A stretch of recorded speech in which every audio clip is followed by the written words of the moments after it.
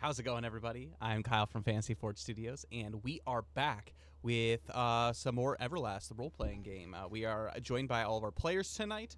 We have the full cast that are in the thick of it. That's for sure.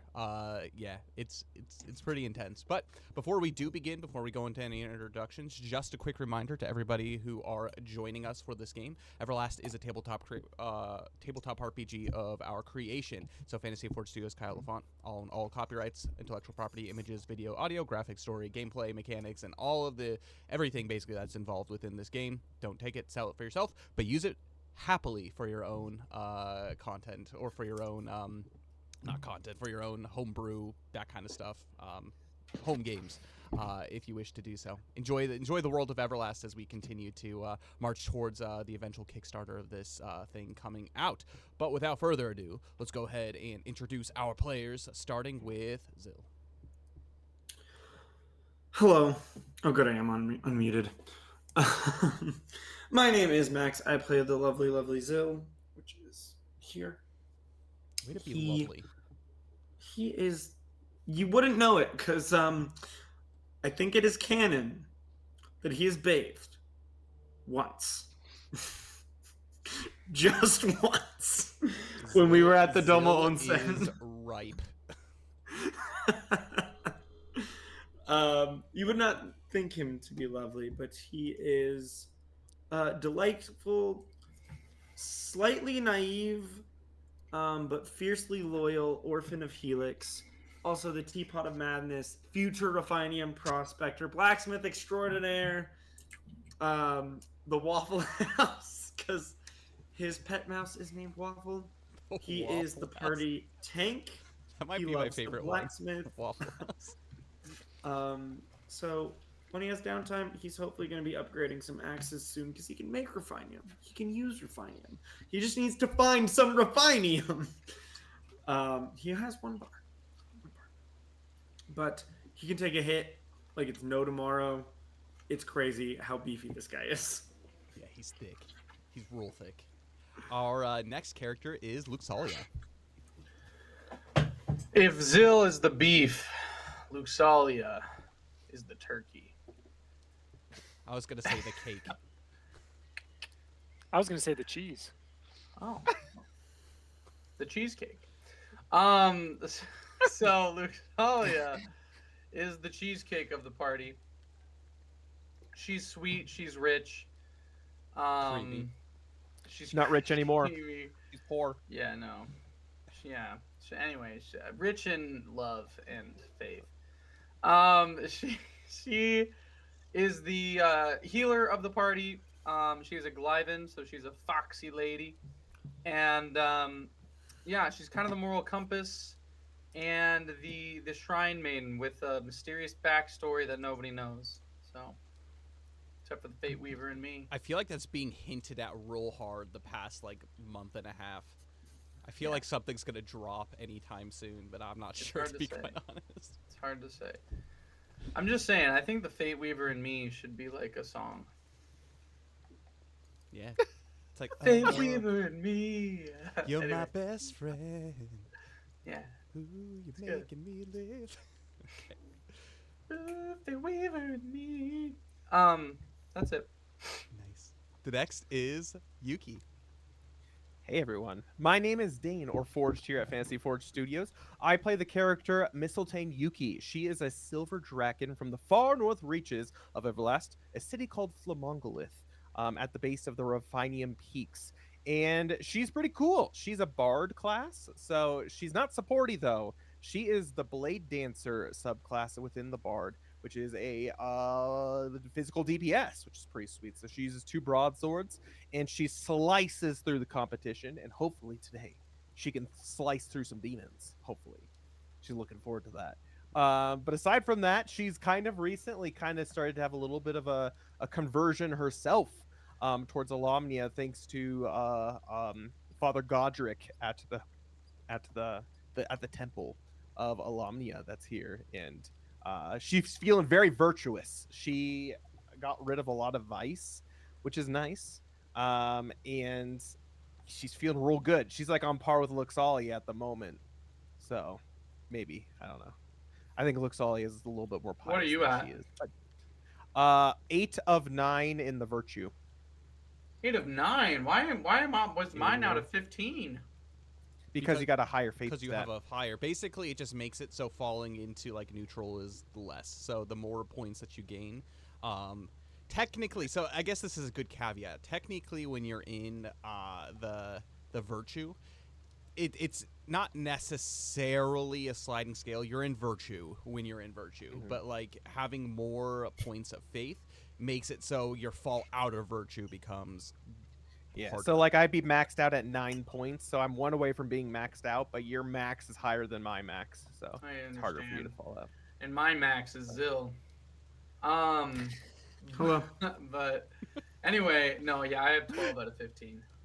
That's pretty good. So we're virtuous, and then speaking of which, that's a good transition to our next to character, Belbin, who's Belbin. who's not. He's the most vicious character of the group. Yeah, hey guys, I'm Connor. I play Belbin. I am in Vice. I am 6 out of 11 in Vice. So, Oh no. Am I the only neutral character at the moment? I was neutral. Don't worry, I Max. think the whole time I Thordain was might be neutral. neutral too. Yeah. Uh, No one knows I'm what trying Thordain so is. hard, but I gained a point of misery last session. It was worth it, but Really, you're that close to being just maxed out in Vice? Me? I guess. And he reduced. Remember, with his talk Right. with High Priest Godfrey, he reduced by like 4 or something. I might have gone the wrong way on that. I may have added 4 points. Yeah. if I- you hit 0, You you reduce go that. closer to Go down. neutral. Yeah, because I definitely wasn't at 10 before that. I think I went the wrong way on So that. do you have to swing it by 8? So he's feeling. You a heard it little here bit first. better. 8-point swing. Yeah, I think maybe I'm not a vicious character. I'll go and change that here in a minute after the introduction. But yeah, I'm Belbin. He is not only right now a vicious guy, but he's also the grump of the group. He is in his element though currently, as he is surrounded by things that are dead and need to be killed again. And he's naked. So nope, that's not true. High Priest Godfried Yeah. did give him something, I think, to cover up last session. Yep. But he doesn't have any of his stuff. He's a poor boy right now. So From Gotta a find poor this stuff. family. Like everybody. Well, you got a inspiration that you can add, Connor. I don't know if you saw that. no, I didn't. Let me see. Official Eyes gave you an inspiration. Gave you some hope. What? No You're the way. inspiration. It's the most hope he's had. Yeah. No, that's great. Thanks. But yeah, that's Belbin. Yeah, absolutely. And our last character is Thordain. So Thordain is currently with Belbin, dealing with all of this shenanigans that's going down. He's currently inside Folden Temple, but yeah, Belbin and Thordain don't have any of their stuff, and so that's concerning, especially considering there's a night march of the night specters walking through town here. But yeah, he is at the moment a man of science.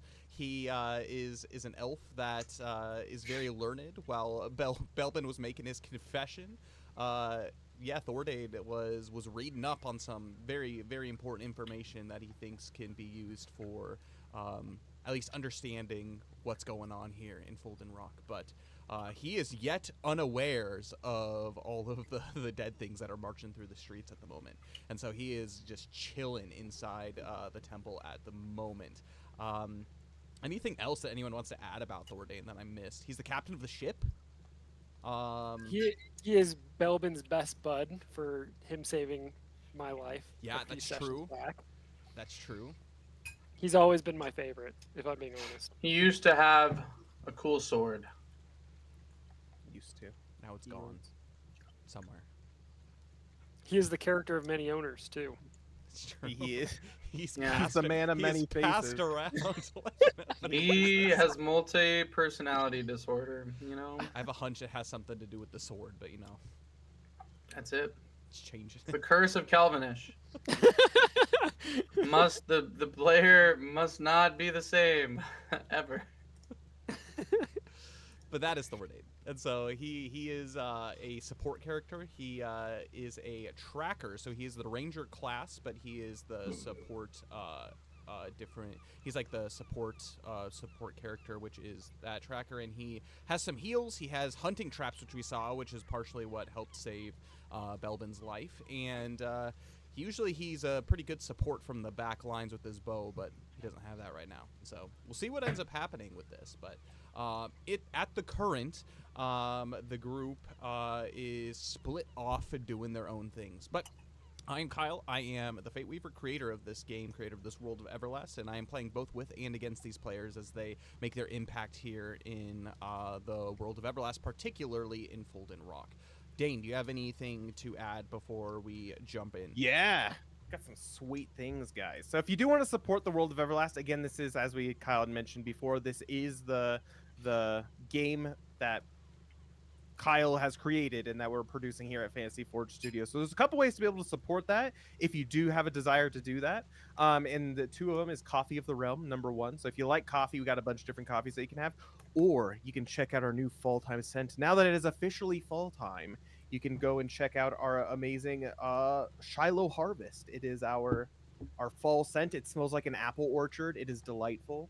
And it's based off of the town of Shiloh in the world of Everlast. So check that out in the About section linked below. And it's delicious. So if you like fall time like I do, and you like apples, and you want your house to smell like an apple orchard, consider checking it out. It goes to helping support the artwork of Everlast before we actually bring it to Kickstarter. So check it out. Absolutely. That's it. All right, well, let's go ahead and just jump into a little bit of a recap of the events and what is actually going on in the adventures of Eclaas. Currently, they are on a quest to make their way to all of the different holders of the elemental keys to gather them for a meeting, a conference, basically a gathering of all of the great powers within the Eclaas. They currently hold the elemental key of Earth. King Nalgora Kragheim, who has asked Eclaas to go gather the other two keys, is the holder of the Flame Key for the Pillar of Flame. King Farron of Feshenfei holds the Sea Key. And then the last one that they are currently on the hunt, which is what has brought them to Folden Rock, is Aldreg Monteblair, who has been last seen and has gone missing here in basically the world of Everlast, but he has been last seen in town. And so they are trying to figure out a way to speak with the Harrogates, as the Lord Edmund Harrogate was a close confidant and friend. And if anybody is to know where Aldreg Monteblair is, it is going to be the Harrogates. But he is a very difficult man to sit down and actually have a conversation with. And so they are doing what they can, bowling 300s, sleuthing, trying to bring to justice the underbelly of society so that they can earn a audience with the Harrogate family. And currently, they are investigating the trafficking of magical items, which has brought them to, well, two of them being kidnapped and barely escaping with their lives from the cult of Burbledau, who is obviously active in the city as well. And then also an auction that happened last week where they discovered that an item that Yuki, Luxalia, and Zil had purchased essentially is going to be used to invoke necromancy on the wielder. That is, if they get this substance, if they bring it to a ritual that will happen later in the evening. But the last thing that we did see is, as you can see pulled up here, as Belbin made his kind of confession about the hauntings of his past and just all of the deeds that he has done as of late, he has decided to go into town looking for his stuff that has been taken from him. And so he is unarmed, and so is currently Thordane. But as he left the front doors, the last thing that he saw was a group of skeletons, spectral creatures that have been wandering through the streets in Hightown. Yes, Dave, did you have something to add? Quick question, or not question, but quick little housekeeping. People say that in chat your mic sounds we hear really good, but I guess in Twitch your mic sounds real quiet. Oh, jeez. Yeah, so maybe turn up in like the actual OBS. Turn up your it's maximum the mic in OBS. Oh man. Hello, testing. Is that better? Do I have to just like do this? I mean, we hear you fine. Yeah, we're fine. I guess how's it going? How you doing, everybody? Is it free real estate? It's free real estate. breathe in Oh, heavily actually, into that's the good. mic. Where I does need that to joke turn even off- come from? Because I think that joke It's was a before meme. I joined the One group. second. Let me see if my focus right It's a is. meme. I'll have Yeah, to send it in the Discord. Testing. some point. It's Testing. good. Is that better? Ooh, Also, that looks better. Oh yeah. Okay. I I think totally I think we're good. forget that Zilla's wearing a helmet. Almost always. Nah, this is like anime. You have the stats for the helmet, but you don't actually wear it. So And is it possible to find a upgraded helmet? yeah, definitely. Ooh. You The hit extra Is it gear. possible to make an upgraded helmet? Yeah, absolutely. Noted. All right, perfect. With that, we are actually going to bring the campaign, not to where we last left off, but to Zil, Luxalia, and Yuki, as they make their way into the streets after the auction with their newly obtained ooze in a jar in hand, and they look out to see that it is quiet in the streets, and there is a thick fog that has spread over the town and over the lands that surround this area. Fortunately, you are allowed to be here, as one of the things that you did purchase for the three of you are papers for this town. Yes. So you can be in Hightown and walk around at your leisure if you wish to do so, even if it is sketchily in the night. But yeah, I'm going to go ahead and hand it over to you. We have to go find Princess Mila now. Yeah, I do, but what we also just have other issues. happened? I'm trying not to think about it, Zil. Didn't we kill Purple Dove? Yes, apparently his following is not dead. Like, Sorry. Excuse me. I can never remember. Does She starts speaking voided. um Apparently his following's not dead. does my Voiden detector is it directional? It's not No, I don't directional, think it is. Okay. Also, guys, I just started notice. I mean, I think we know who it is after what just went down. But a couple hours ago, something from the void. Do I know it's something from the void, or do I just know something's off? I can never. Yeah, I mean it's definitely a hint of like dread. And Okay. you're familiar enough with it that you're familiar with like void and energies. I don't know if I've explained this enough to you guys before, but I can tell when the void's around, sort of. Oh yes, your Um, Peter Tingle. they're- I remember you They mentioned. were here. I've noticed for a couple hours, but just we got swept up in all of this. That Are you sure it wasn't the man who was speaking such a harsh voice to you? I mean, it might be. I think that's who it is, but I don't know if they're alone. That I mean, that concerns me. lady gave me the creeps, and actually, Yuki will explain to Zil a little like what Luxalia and Yuki had seen on the beach. I don't know if we actually had to explain that to you at any point. Oh, yeah. Of seeing that lady who was like on the stage, Mhm. there, and Correction. or hearing the voice, There you go. and it was the same voice, and. So I was saying, like, she freaks me out, especially if she's going to be at this ceremony that we're going to be attending. Yes, She's going to have to hold me back. I feel like she just needs to... I feel like she's the issue here on this island. I mean, if I anything. tried to buy their trust with what I said, and I was honest. I said we'd do our best with what we've been given, which they don't need to know what we mean by that. But I know. there was that something didn't sit well. It was very uncomfortable. Well, maybe before we head to the meeting at 3, maybe we should stop by. I mean, I know it's the middle of the night, but I wonder if Father Godric would be willing to, at the very least, give us a blessing before going into it. I agree. Even if But we still need to find Princess Mila. we do, yes. You're right about that, Is Luxalia. it 1 or Oh. 2 right now? It's currently two. about 2 a.m. ish at the Okay. moment. We have an hour. Do we have time to do both? Well, I mean, if we're free to walk about the streets, I feel if we hustle over there, and Yuki knows where it is based off of what has been told. If we hustle over there, at the very least, we can just see if Mila is there. If she's not, then we can just go straight to Godric. But at the same time, we need Mila to. is- It seems like she's important, though. She is That's the important, thing. but she's also capable. Remember, I gave her one of my axes. She doesn't know how to use. Oh, we have to go find her. Yeah, But let's go. She's not stake out the joint. defenseless. This might No, be. but This might be more important.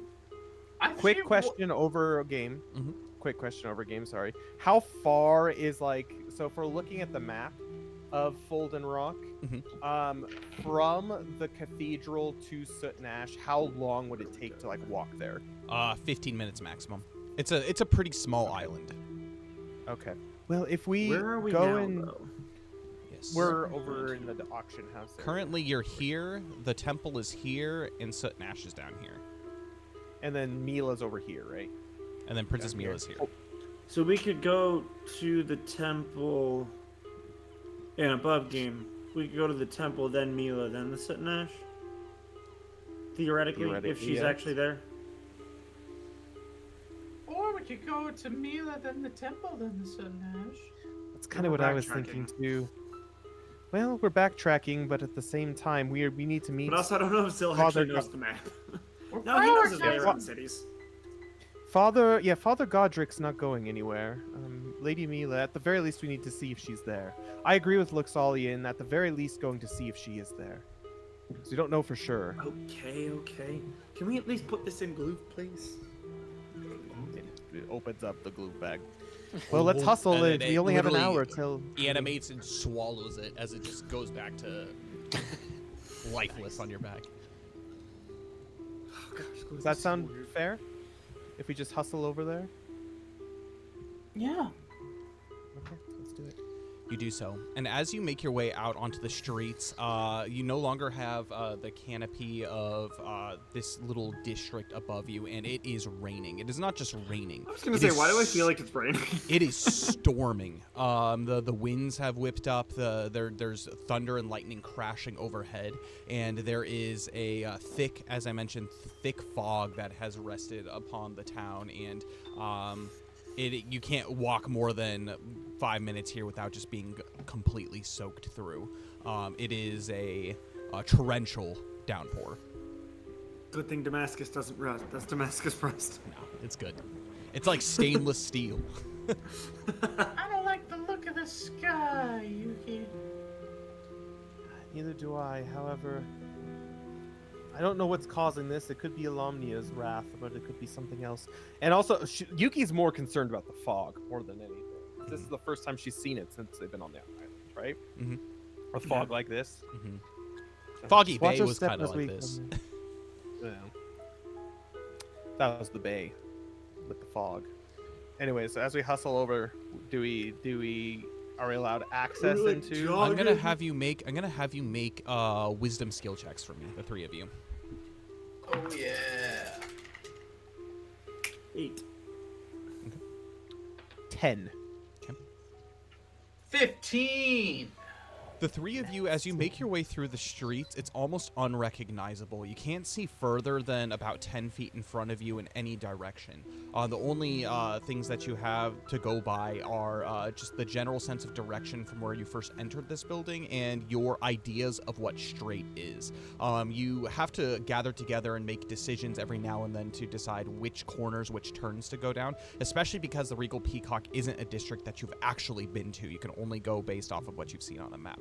However, with the combined efforts of the three of you, you do eventually make it to what looks to be the southern wall that divides Hightown from Lowtown. And from what you remember, as long as you follow that, you'll eventually at some point run into the Regal Peacock, which is very close to the central entrance into Lowtown.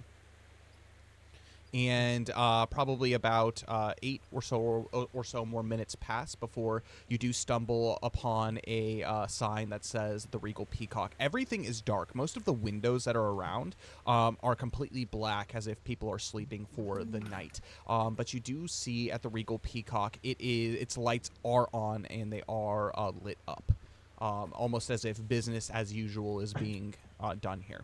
Are the lights red? The lights are not red. Oh, also, I just found a Good to note. know. Luke Salia, you spent 415 EPEC on this. Yeah, you're poor. You're poor. We're all poor. Zill and Yuki literally spent everything they had. So. Yeah. 415. Yep. Oh my god. EP or I EC? know. EC. Well, the combination, the combined total of that amount. Okay. Ugh, Sorry. it's rough. I just saw that That's a note. good note. It's a good note. Anyways, we walk in. Yes. I guess if it's lit and open. Open the door, you see that immediately there is a hum of a number of people that are here. There's many tables that are seated in this front area, almost as if it is the front of it is a tavern. And as you look around the borders, you see that there is a counter up kind of in the center up at the front, which serves drinks and whatnot. And then there are various rooms that are throughout the side. And then there's a staircase that goes up and above into an upper area of this tavern. But it is very ornate and very regally decorated. You see that there's actually tapestries and like thread work that's done like in the walls, as if and they are immaculately upkept. The general facade about this place is it is supposed to be luxury, and you see there's a few people that are seated at these tables, but many of the noises that you hear are coming from the rooms. I'm gonna have you make focus skill checks for me, the three of you. Oh my god. Gosh. What did we walk into? Brothel. I know. Dang Oh, natural 16. Stick. 4. Good. I got a Eight. 7. What was that? Knowledge, you said? For an 18. No, Focus. no, Knowledge, focus. Oh, 19 then. It's still a nat 16. The noises that you hear aren't what you expect about looking out at the facade of this place. This place clearly does look to be set up as if it is a brothel. However, you hear almost as if they are separate dining rooms that are here. You hear the clinking of plates and happy chatter as people are eating in each of these rooms. They are all closed, but you can see light coming from underneath the doors in all of them. And there's a small window too that you can like look in inside the rooms to see. Is there like a clerk at the desk or something There that is. is managing things? Mhm. Well, where do we want to start? Do we want to start by just peeking through the windows, or maybe asking? I'm gonna ask. I'm gonna go up to the counter and I'm gonna say, "Hey there, we're looking for a certain lady of the night, if you know what I mean." And then I'll slip across a little 2ES his direction. Make a Maybe, charm skill check for me. Maybe a little something elvish and youthful. Make a charm skill check. Nice. Oh my god. Oh no. 4. The person that's currently grabbing drinks and turns around, and you see that is actually a woman. She is dressed up in a very kind of like, think of like casino like outfit, where it's like kind of like a jacket on top, and then like the like fishnet tights and like all that kind of stuff. But she turns around and she says, "I haven't seen you here before. Do you have a membership card with us?" I don't. Where do I sign up? She looks I'm new at to like the town, whole you group. see. Yeah, she looks at the three of you as you have entered, and she says, "Not from here, are you?" And she begins shuffling through. She pulls out a stack of papers and begins shuffling through some papers that are on the desk. And Yuki pipes up and she's like, "Well, we were pointed this way because we heard of an elven gentleman who seems to be quite popular around here. We wanted to see if the rumors were true." Who is it that you're speaking of? Oh, he is of high elf descent from what we hear, and yeah, all the women fawn for him, and he's a great conversationalist. Sure you know who I'm talking about. High elves. I don't think we have any high elves employed here. Wait, was it high elf? I can't remember. Oh no! One of our friends, she's a fashion fey elf actually, had met his acquaintance earlier and told us about it, but it seems like maybe she's potentially with him tonight? Do you have a reservation with Mr. Ferrers? She knew. She knew.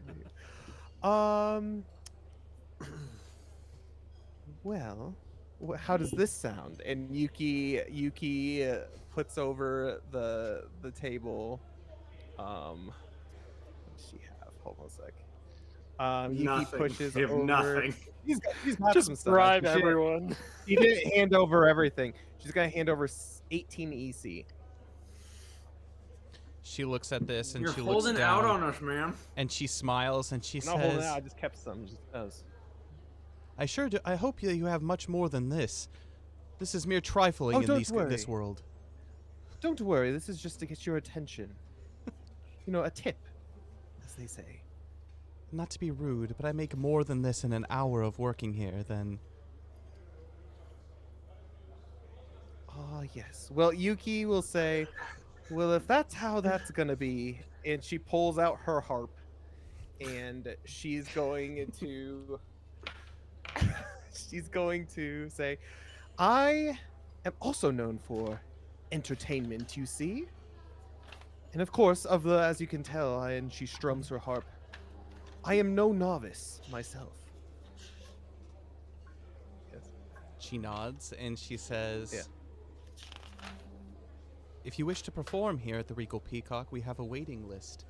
It would be unfair to those who are performing as of now." And you look to the stage, and there's a couple of bards that are performing up on the stage at the moment. If you wish to perform here and put your name on the list, it looks like we have an opening for a Friday night 6 months from now. See, Yuki scoffed. The way Yuki I hear scoffed. it sounds like it would be unfair to let these ruffians keep playing when you've got Yuki here. And Yuki scoffs as this She's happens and world says, renowned. "I am absolutely offended. I have never been treated like this in my life." And she slams her fist on the counter Well, now and you've done it. says, "If you know what's good for you, if you know what's good for you, you will have a see Mr. Pfeffers right now." She looks to you. I'm going to have you make an influence skill check for me. I'm Zill's good just at in the this. back, Don't worry, like, guys. That wasn't his name, was it? unfurling his cloak a little bit, just showing his belt. That's all it was. But didn't you say the name was Pfeffers? What did you say? What was the result? 11 plus 3, 14. It doesn't matter how famous you are or world-renowned you are. Mr. Ferrers is a very busy man. She makes a very Well- clear point of... And Yuki says, "Well, if that's the case, we're taking our friend back. So point us in her direction. She He looks doesn't to you. deserve to be in the company of such a foul man." She looks to you and she says, "He is the furthest from foul. He is very difficult to get an audience with. You see, many people come far and wide just to spend one evening with him. He is not only good with his insight, but he is quite learned in the ways of the world. Many people that do have meetings with him often have successful business ventures. They often are able to create empires for themselves in the ways of making money and in the ways of making friends. Clearly, something you're not so good at. All right, lady. What exactly kind of business are you running here? Isn't it clear? No, This not is a at all. lounge. Right, a lounge. I've been in lounges before. Lounges that would make you scoff at this paltry rug and these tacky tassels all over the place. I've been in the rooms of kings and queens. I have done things you wouldn't believe. Before I was even 20. Make an influence skill check for me. And Yuki says, I think you underestimate us. I apologize for tensions getting high, however. Influence. I think you best... On the natural 16. It's clear you don't know about us. She says, now, calm down. I can promise you there's no finer establishment in all of Fulden Rock, let alone the entire inland sea. But clearly you're here and you mean business, otherwise you wouldn't cause such a ruckus. And she looks at the people, and you can see that around you, everybody has kind of broken from their lounging and are now like looking up at the scene that is being caused. And she says, as soon as your friend is finished, she will meet you outside. And when will that be? She spent all day with him, apparently. That's neither my business nor your Oh, it is concern our at the business. moment. It is? Indeed. Actually. And Yuki will look around, and as she kind of looks towards the doors that are happening, she's gonna attempt to hear for Lady Mila's voice, and she's gonna announce to everyone, just so you know, everyone here, I don't know what kind of establishment this is, but the organization itself will not stand for such things, for such impetus, for such, how to say, rudeness to the heirs of the royal family. And Yuki will Yuki will turn towards the door for whatever she hears. All right, make If a she is here. focus skill check for me. 18.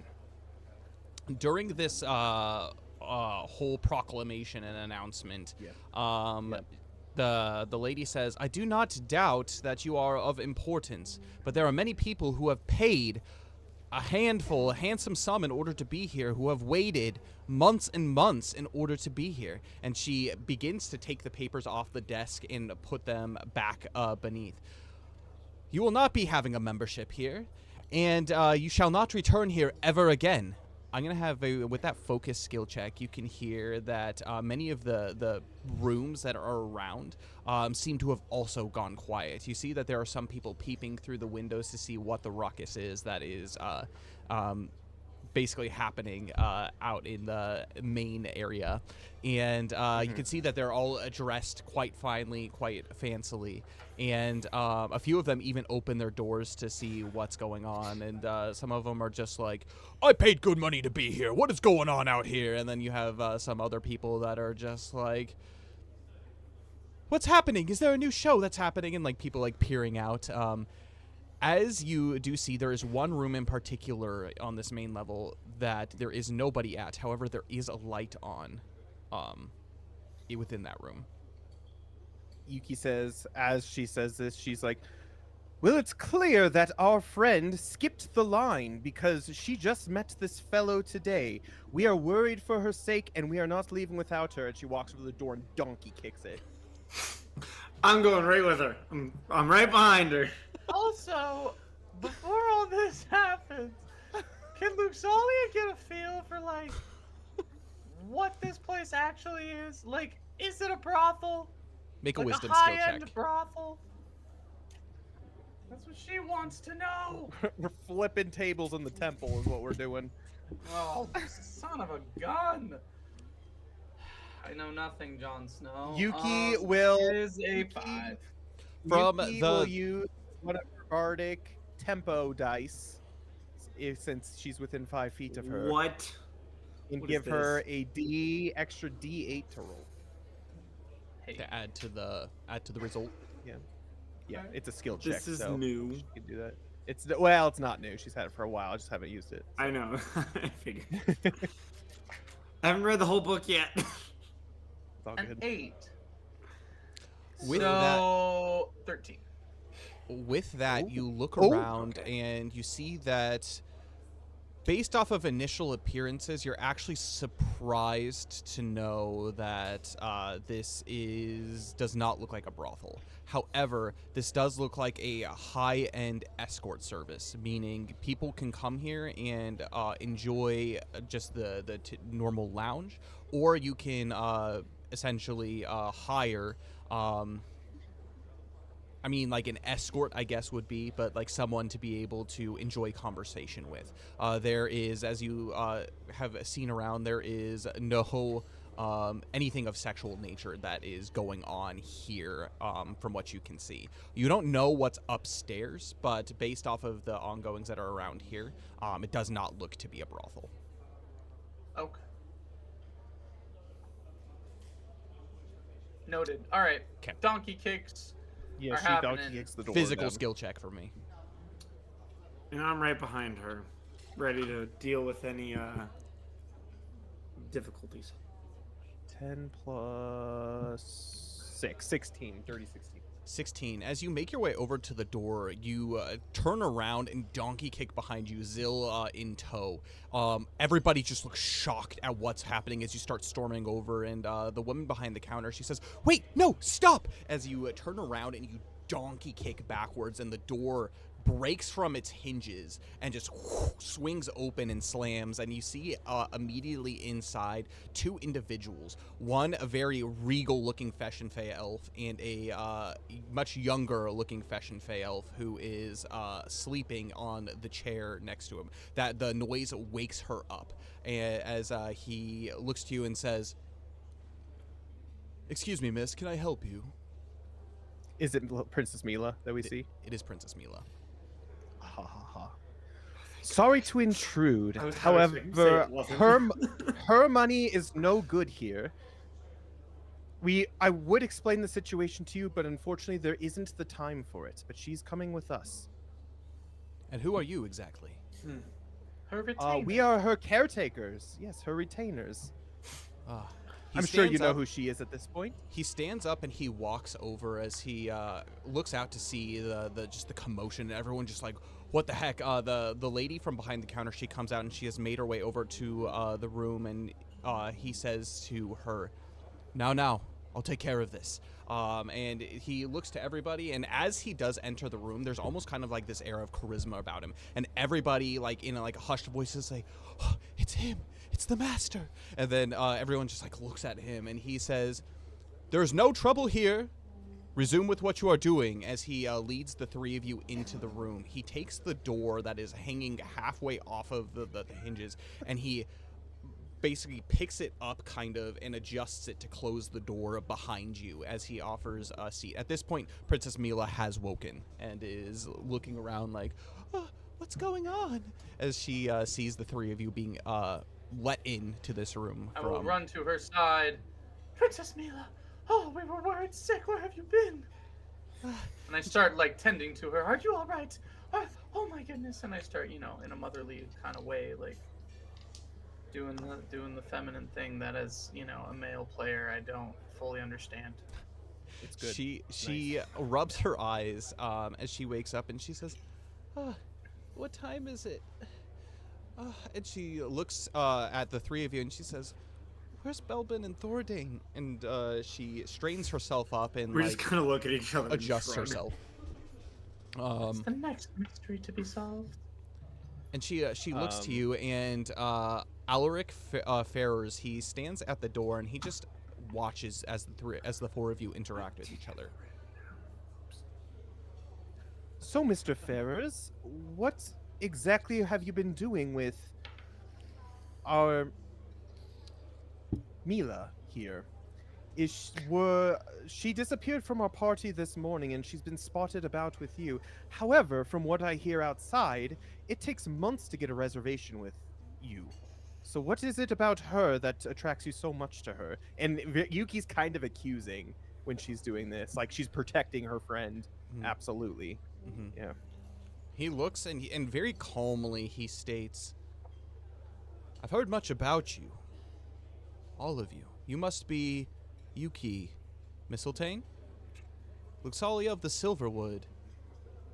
And Zill, do you have any surname?" Oh, Manny, which one do you want? My favorite's the Teapot of Madness. She gave that one to me, yes. That's a Yeah. new one. Also Waffle House. They have called me the Orphan of Helix because, well, that's how they met me. Oh wait, Sil, he means like a family name, not a nickname. Oh, no. He says, He's like Cher. Have you heard of her? She's a popular bard on the main island. Yes. he sees as the three of you are reacting in such a nonchalant way, and he says, "Well, as you can see, your friend is safe. But I do not appreciate such an accusatory tone. I'm not the one who approached her. She was the one who approached me." Is that right? What about? Well, it seems she was wandering the streets. She was separated from the group, and I, being the dapper gentleman that I am, just was checking in to make sure she was okay. That is, until I realized who she was. And he looks to her and says, "Princess?"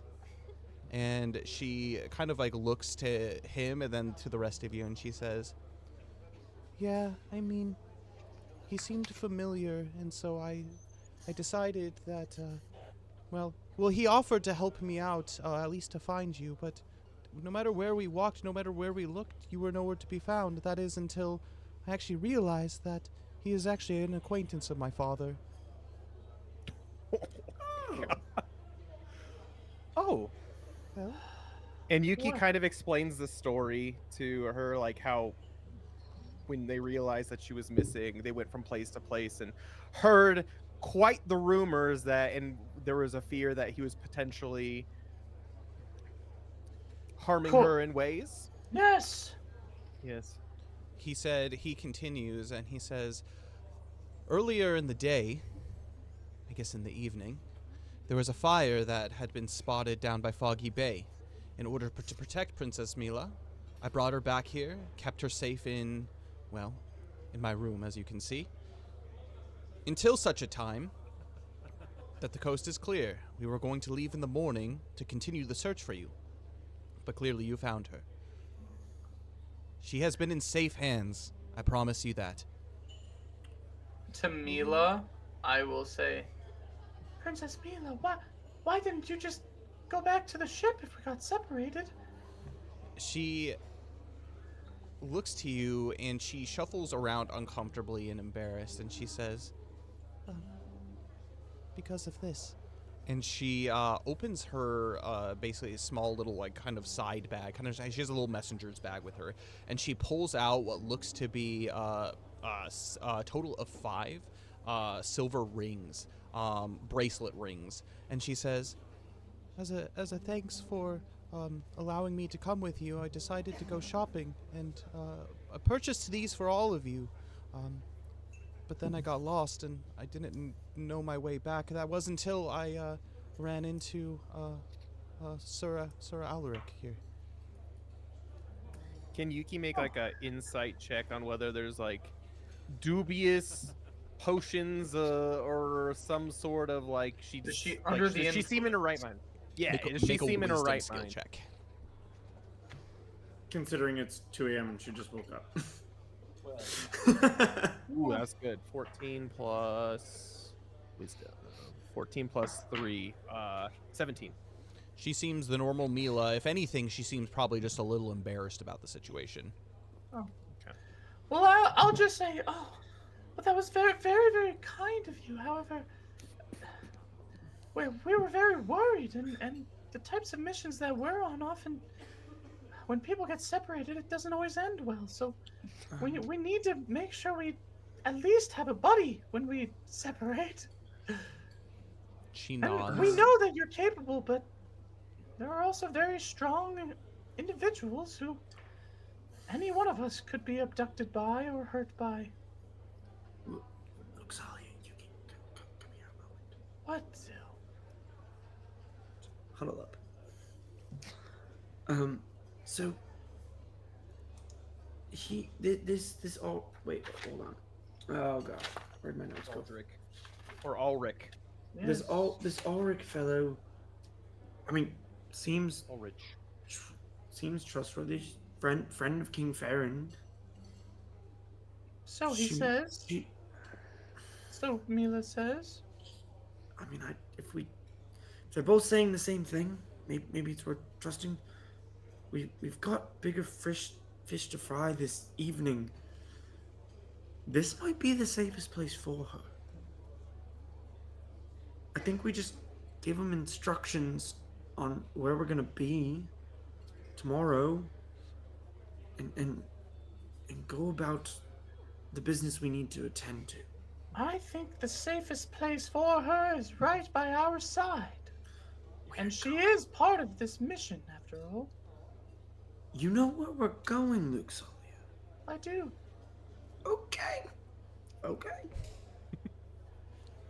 As this is all going, Ulrich, he is examining the door and the hinges, and he's trying to make the door fit straight into the frame. And as he does so, he is muttering to himself, speaking in the Fesh and Fey dialect of Elvish, as he begins to take his basically his hand, and he puts it over the hinge, and you see a small faint blue light, and as he removes his hand from it, it seems the hinge has fixed itself, and he does so to the hinge at the bottom of the door. He looks, and there's actually a chunk of the frame of the door that was taken out from the lock that was there too.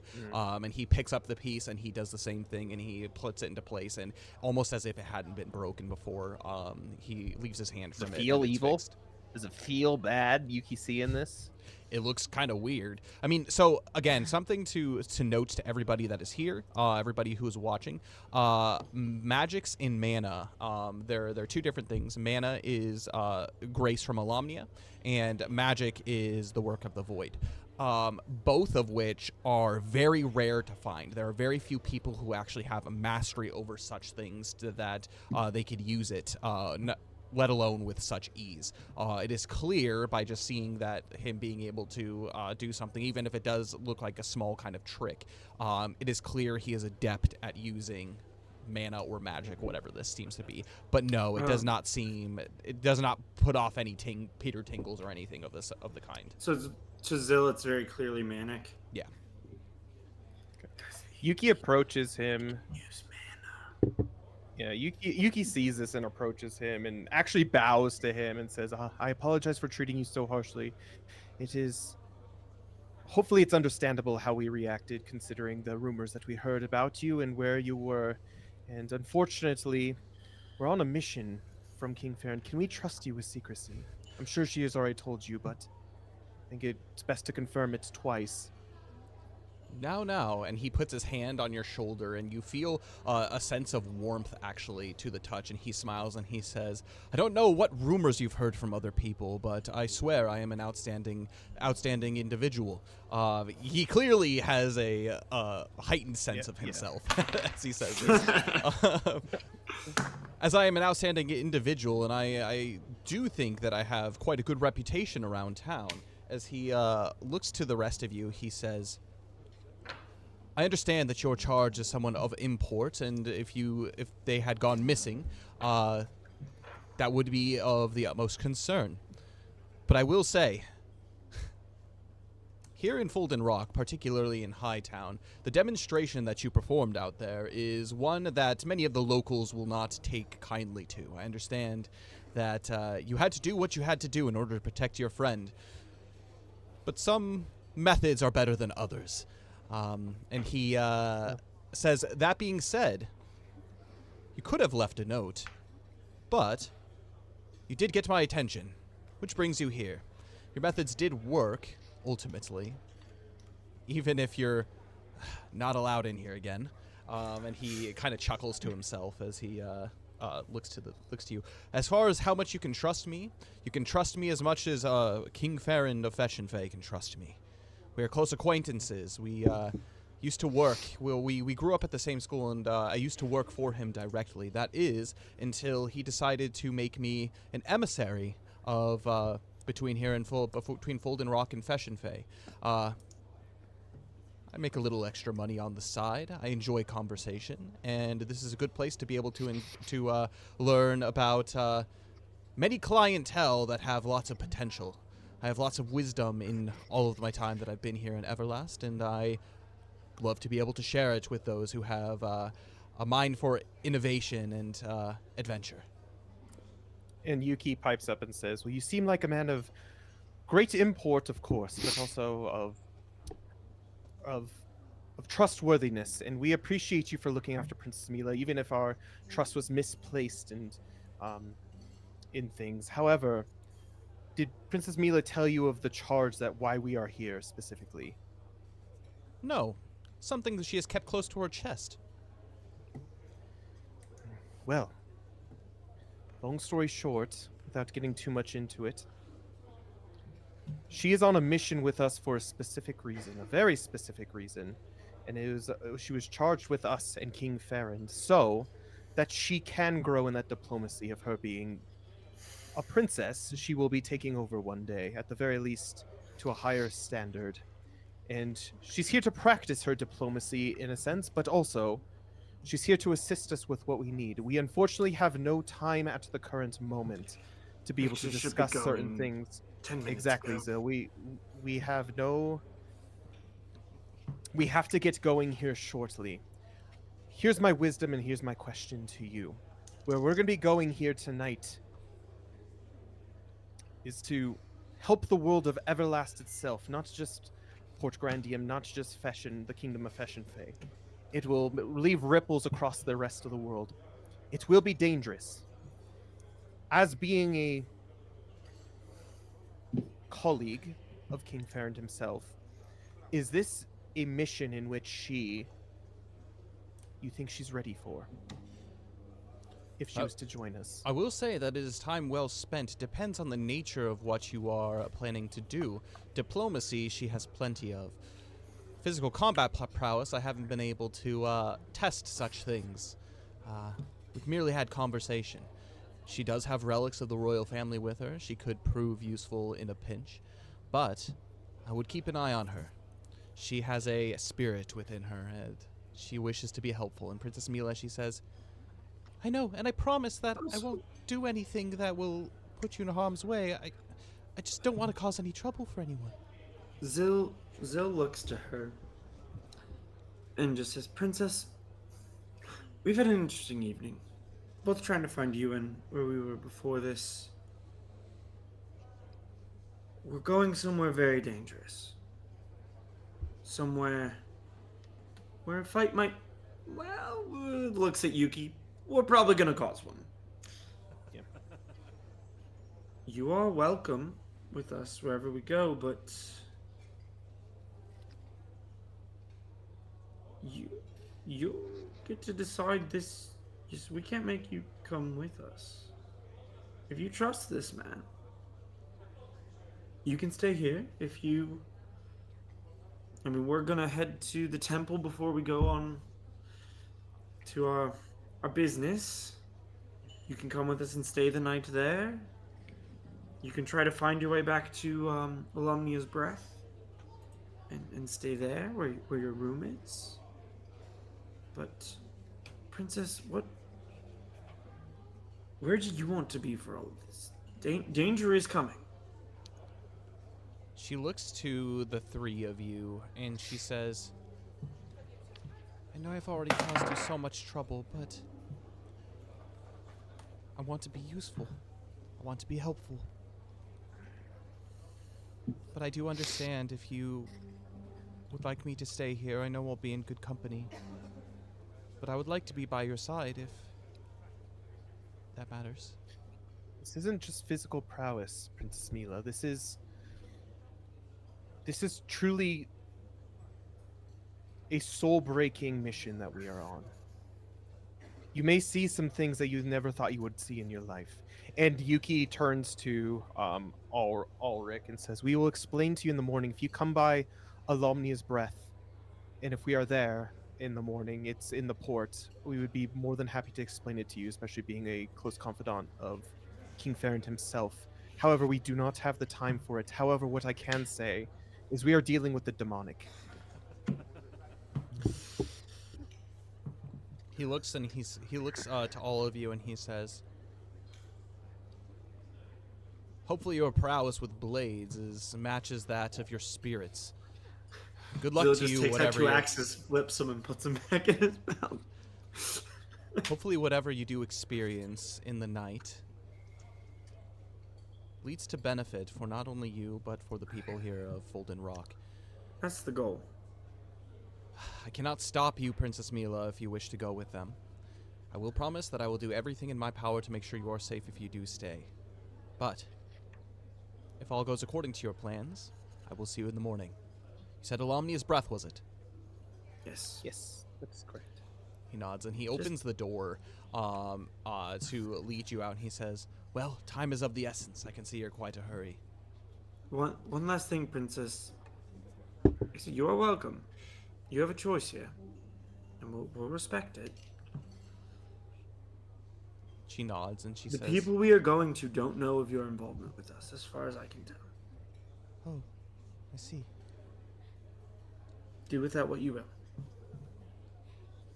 I want her to be with us. Also, we don't have to go to this thing. I know we haven't talked about it much, but like, why would we go to a demonic ceremony at all? We took away Put the an end to it. catalyst. Well, Yeah, but if we how- don't supply the fuel for the fire, then they can't do the ritual. We're won't expecting. you? And? If we don't show up, they'll find us. Great. And And then we'll deal to with be- it then. To be perfectly honest, Luxalia, I know you were there when we were down there to burn the ship. I do not like the feeling of this. I feel like we need to cut it out by the throat. The void is present on this island. That much I can I- assure you. I 100% understand. However, we also cannot underestimate our enemy. And right now, there's 4 of us against a whole army of the enemy. Not saying we can't do it, but I'm also saying none of us have slept. It's almost 3 in the morning. Are we Luxalia, prepared for this? Luxalia, make a knowledge skill check for me. This has to do with religion, so you can have hope on it. Alright. I, Nice. Good thing. What did you say? Knowledge? Knowledge. What is this? Knowledge. 19. As you I got a begin nat to 60. explain, you begin to piece some of these things back together. You notice as you take into account the various forces that are here, those that you have encountered, you know for sure 2 things. One of them is the cult of Burbledao. You're familiar with them as they you have faced literally Burbledao and have brought him down.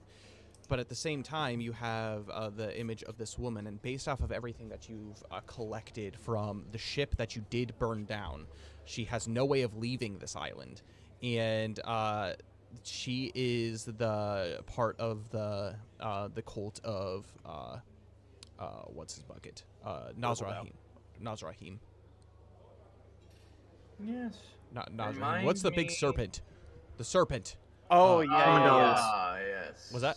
no, Azaledoom. Zaeldoom. Zaeldoom. There you go. There we go. Yep, Zaeldoom. She is part of the cult of Azaledoom, which you have also faced before. With that information, there are many enemies that are here, and it might be worth it to start thinking about tactics to potentially deal with that.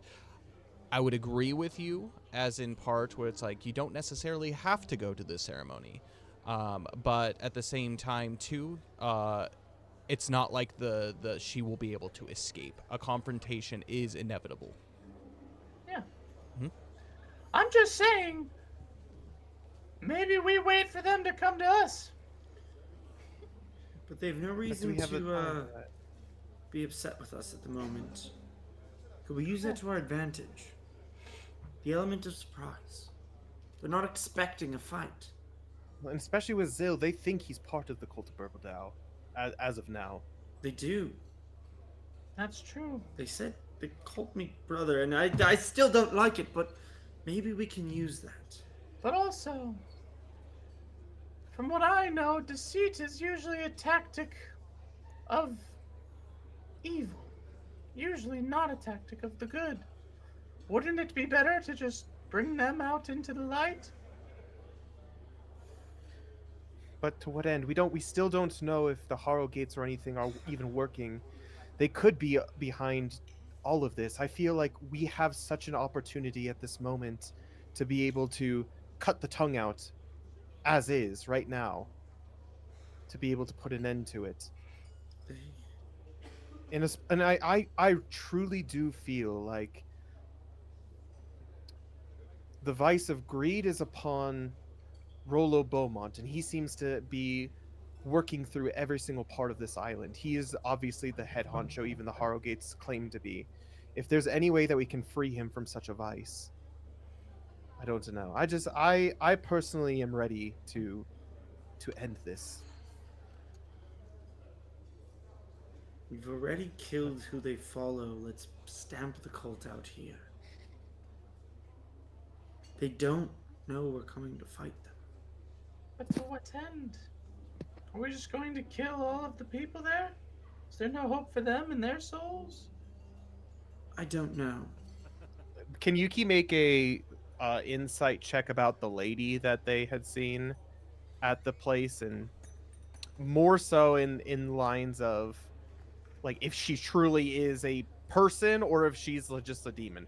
Yeah, make what- a faith survival check for me. It's not terrible. Survival. Regardless, we need to make our way toward the temple. So let's take this conversation on the road. Yes, I agree. I agree. That is a 13. With that, the look in her eye felt abjectly evil.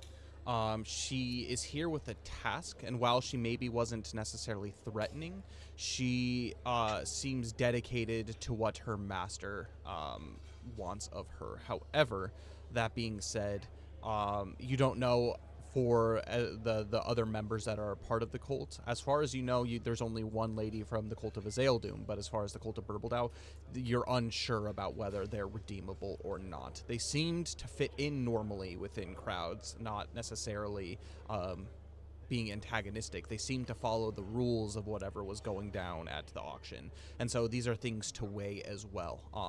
Potentially, there's some redeemability, but with this, you get a really bad feeling about this this witch of the cult of Azaledoom. As we walk out, by the way, Yuki's going to just hand over 38 EC to her and says, "I apologize for the I don't have money left. Zil spent disturbance." everything. Well, because she was smart and she didn't she kept some of it because she might need it. Anyways, she hands over 38 EC and says, "I apologize for this. If I know we are no longer welcome here. However, what I did say about being world famous and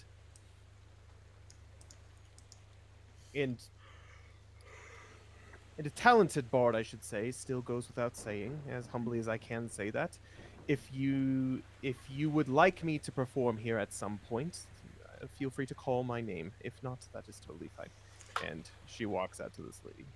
As we're And walking out, as Mila? you depart, she does say, as she looks at the money, she puts it, she pushes it back towards you, and she says, "It's all water under the bridge. That is, as long as Master Alaric forgives you."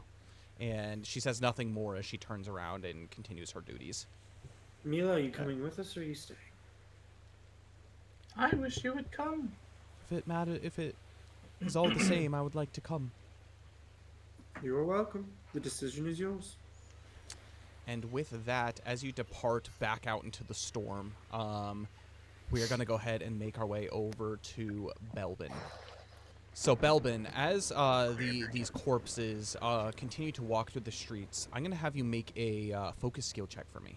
You're currently hiding in the bushes off to the side of the front doors of the He's temple. in the bushes. That's a 9. 9. They seem to be marching in a pattern, almost as if they are wandering, not just simply wandering, but moving with a purpose. They continue to do so, some of them disappearing out of your field of view. I don't know why Rolo Beaumont's up there, but, you know. He's just chilling at the temple, too.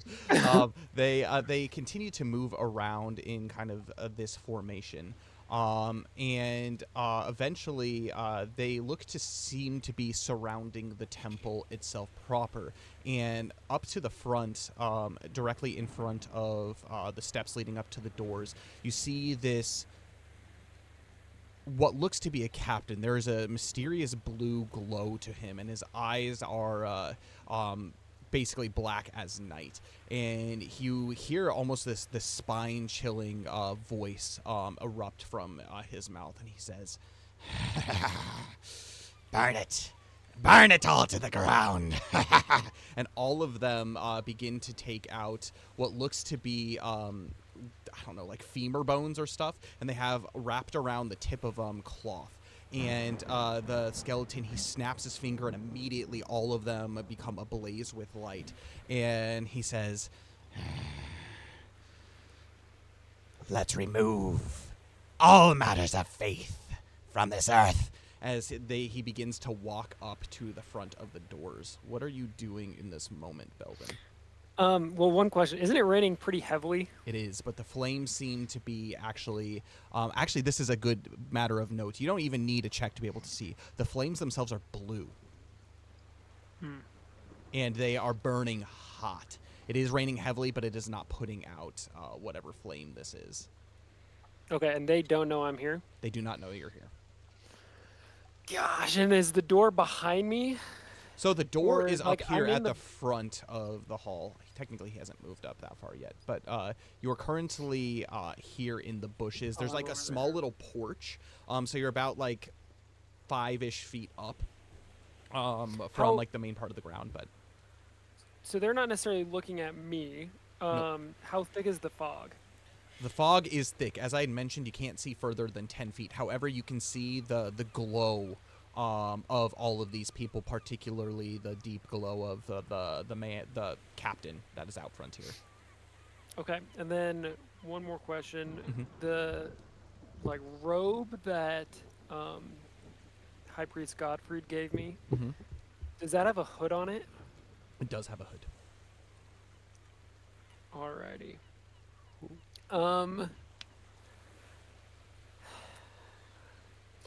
So I've got the ability to do walk unseen, Mm-hmm.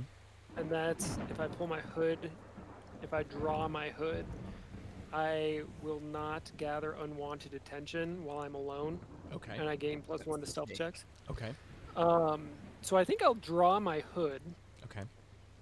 and is it possible to what does the temple look like? Like, So- are there lots of windows? There are windows. Basically, so you have the front here. There's basically this large tower that's in the entrance, and as you walk in, there's kind of like this greeting room which you had met, and you had had to remove your shoes, and you got sorted into the various areas that you went. Along the front here, there's a window on the side here, a window on the side here. They're a little bit further up on the tower, so they stream down. You would have to climb probably about 10 feet up in order to get those. However, on the main part of the building on the sides here, there are windows spaced about every 10-ish feet apart. Along the side here, this is the Priest Godfrey's quarters. And then around the back here, you see that there's kind of like this line where it breaks. Back here is the part of the temple where the rituals are performed and nobody is allowed entry. But through here, there's windows every now and then to be able to look at.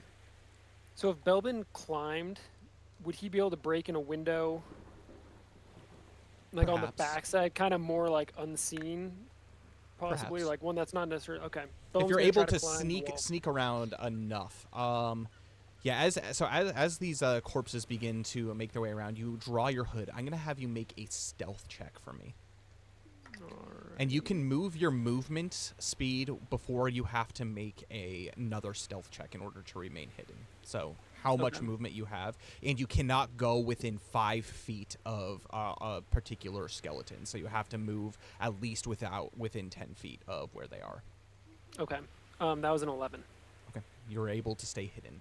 The fog is dense enough that you're able to do so. Okay, so that's did I climb, or is that just to stay hidden? Oh, that's to Sorry. stay hidden. So you plan to climb up on top of the building and then make your way over to the back on the roof?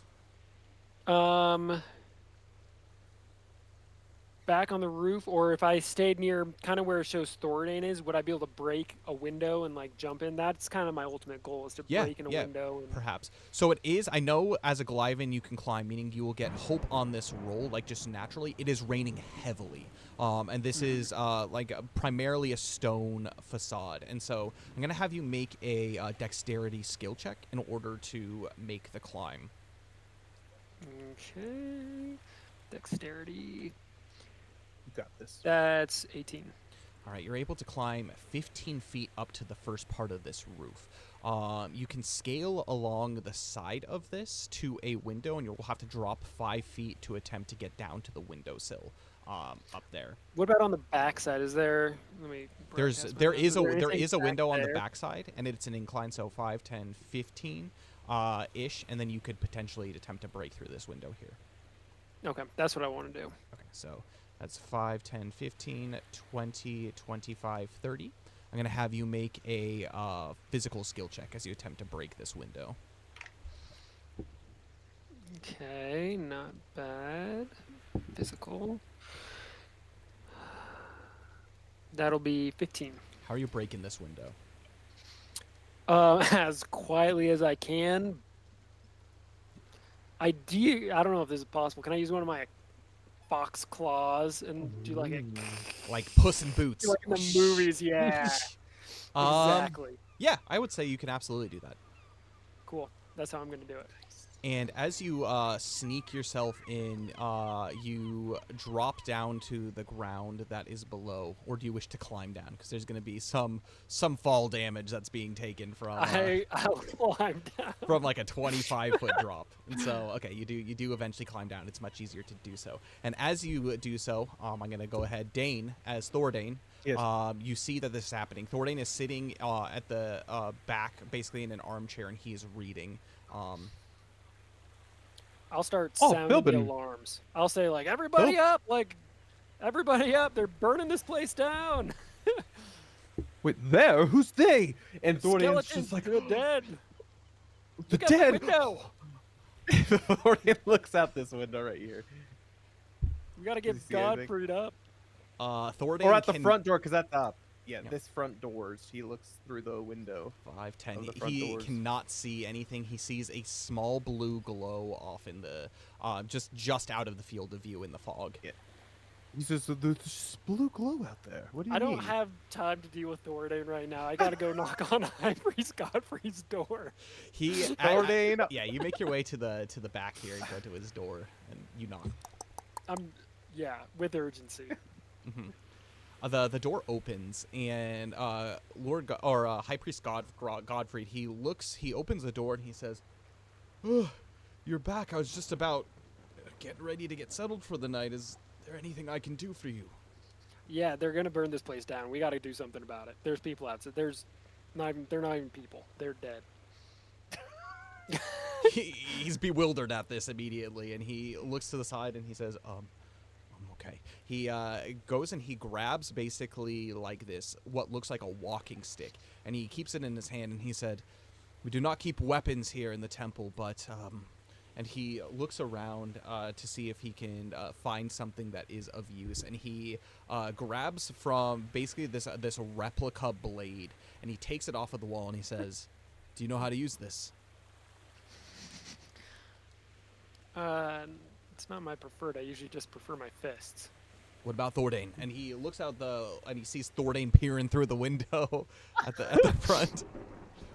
Thordane's about to open the door and call out, "What is this hooligans doing such things?"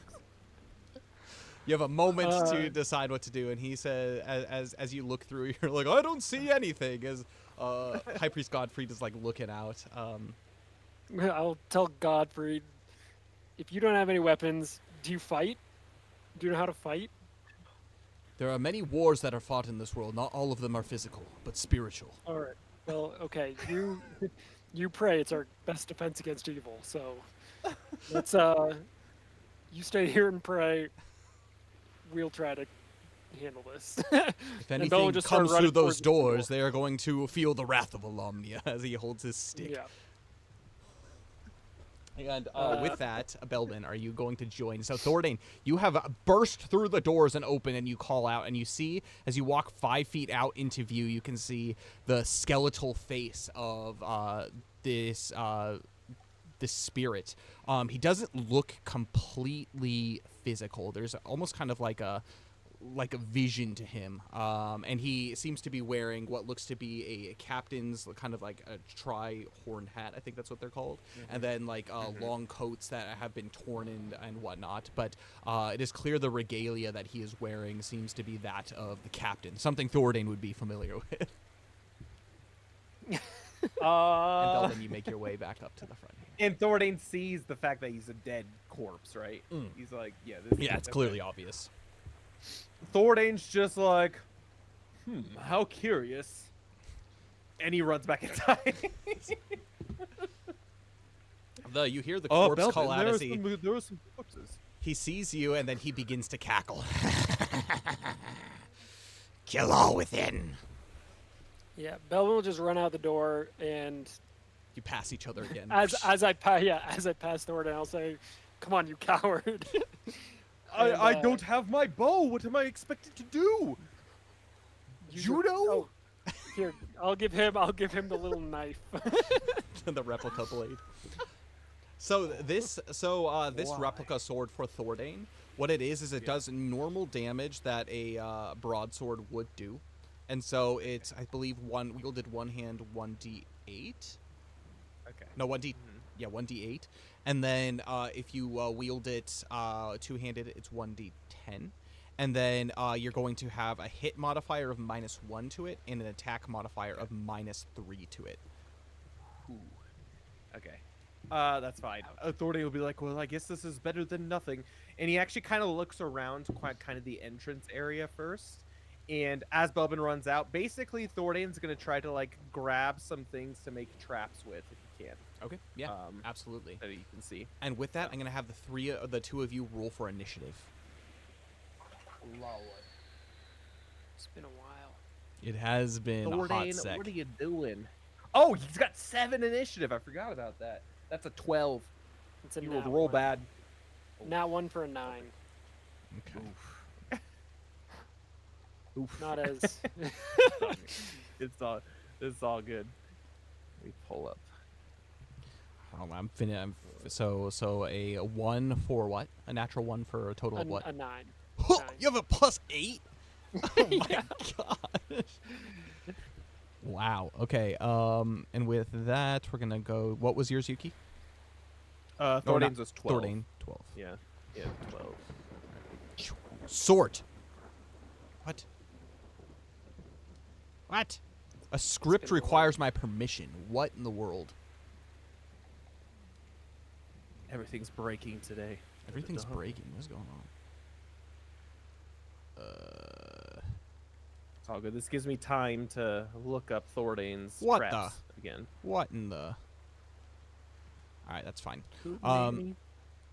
I'll have to fix it later, I guess. But with that being the case, we start off with the captain. The doors open, and both the Belvin. I picture like kind of like, I don't know if you've seen like Shaun of the Dead, but they come out with like their like sticks and like shovels. Cricket and bat. Like, yeah, cricket bat, and he looks to you and he says, "Aye, it's a fight you're looking for. It's a fight you're gonna get. After him," as he points, and he's gonna actually immediately, as you do that, as you come through here, he is going to use his. He's got all kinds of things that he can do. He is going to use his Bend Will ability. Starting off hot, huh? And he is it's a one-person target. He is going to do it against Thordane. So Thordane, I'm gonna have you make a let me put my battle music on. And Thordane, I'm gonna have you make a mind survival check for me. Oh, that's really good. We're good. We're good. Hopefully it's good. I think he's pretty good at mind. It's a dirty 20. Not natural 16. He resists, but as basically he points his skeletal hand at him, and the blue flames leap out to encompass Thordane, and it surrounds him. And Thordane feels this sense of his mind being tugged away, but he's able to break the connection. And he goes, "Strong of mind, are ye? All right." And he takes out his blade. And he immediately comes in and engages both Belbin and Thordane into a combat, basically a combat. So, with that, that brings us to Thordane. Yeah, Thordane. Tell me how feasible this is. So, with his hunting traps, he can use a hunting trap. And it's automatic.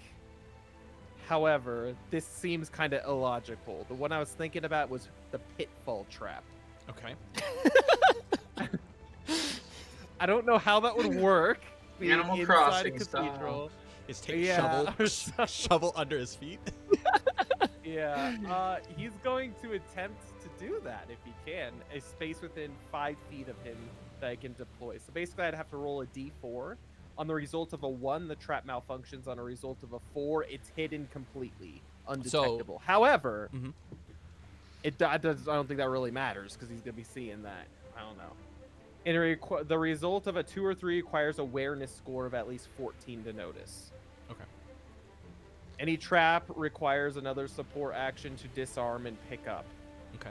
The traps and their effects are as follows. So what the pitfall would do? This trap covers a 5-foot area, but is capable of trapping large size or smaller creatures in a 20-foot deep hole. That's what I'm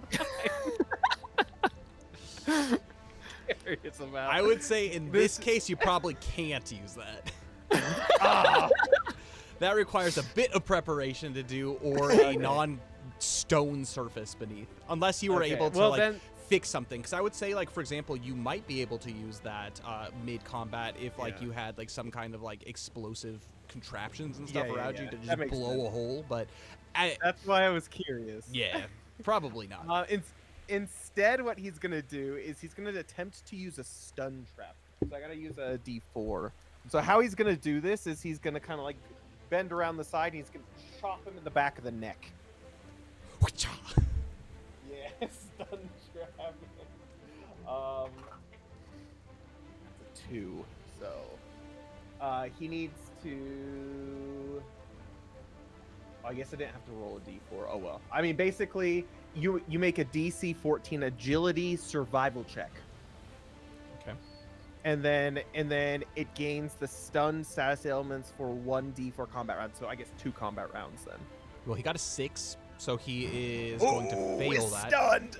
He is stunned, meaning so For he just 2 can't move for 2 combat Yeah. rounds, and so with that being the case, he's stuck currently and Thordain, as you chop his neck, you hear like a crack and his neck breaks, but like his head like is basically floating within this blue aura as he looks and he goes.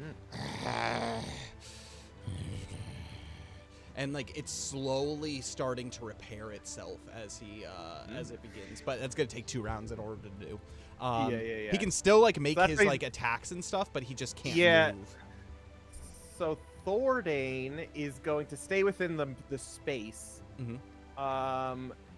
And he's going to like kneel down to ground level and basically try to, well, I guess he can't during like the actual movement phase, but basically what he's going to attempt to do is like restrain the torso of the body from like Staying in the same rebuilding place, or are you itself. moving? Because remember, you can move around. Yeah. Basically around. Yeah, he'll move back to the other side so he gets flanking with Belbin. Okay. I guess. And he'll attempt to, I mean, he can't do it right now, but when the actual attack round starts, to he's going to grapple. attempt to restrain. Yeah, Yep. grapple. Perfect. That's what he'll do. And then these guys start to make their turn. Belbin, you skip your turn with getting a natural 1. And then these guys, the captain calls out, he's like, "Do your job!" And they start to make their way towards basically the house or the temple with their torches. Essentially, the way that this is going to work is they have to roll d4s on a result of a 4.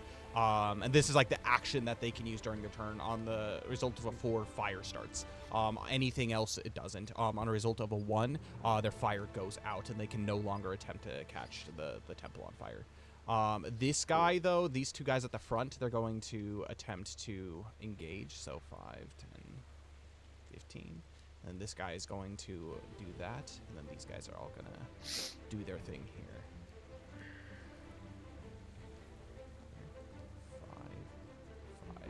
5.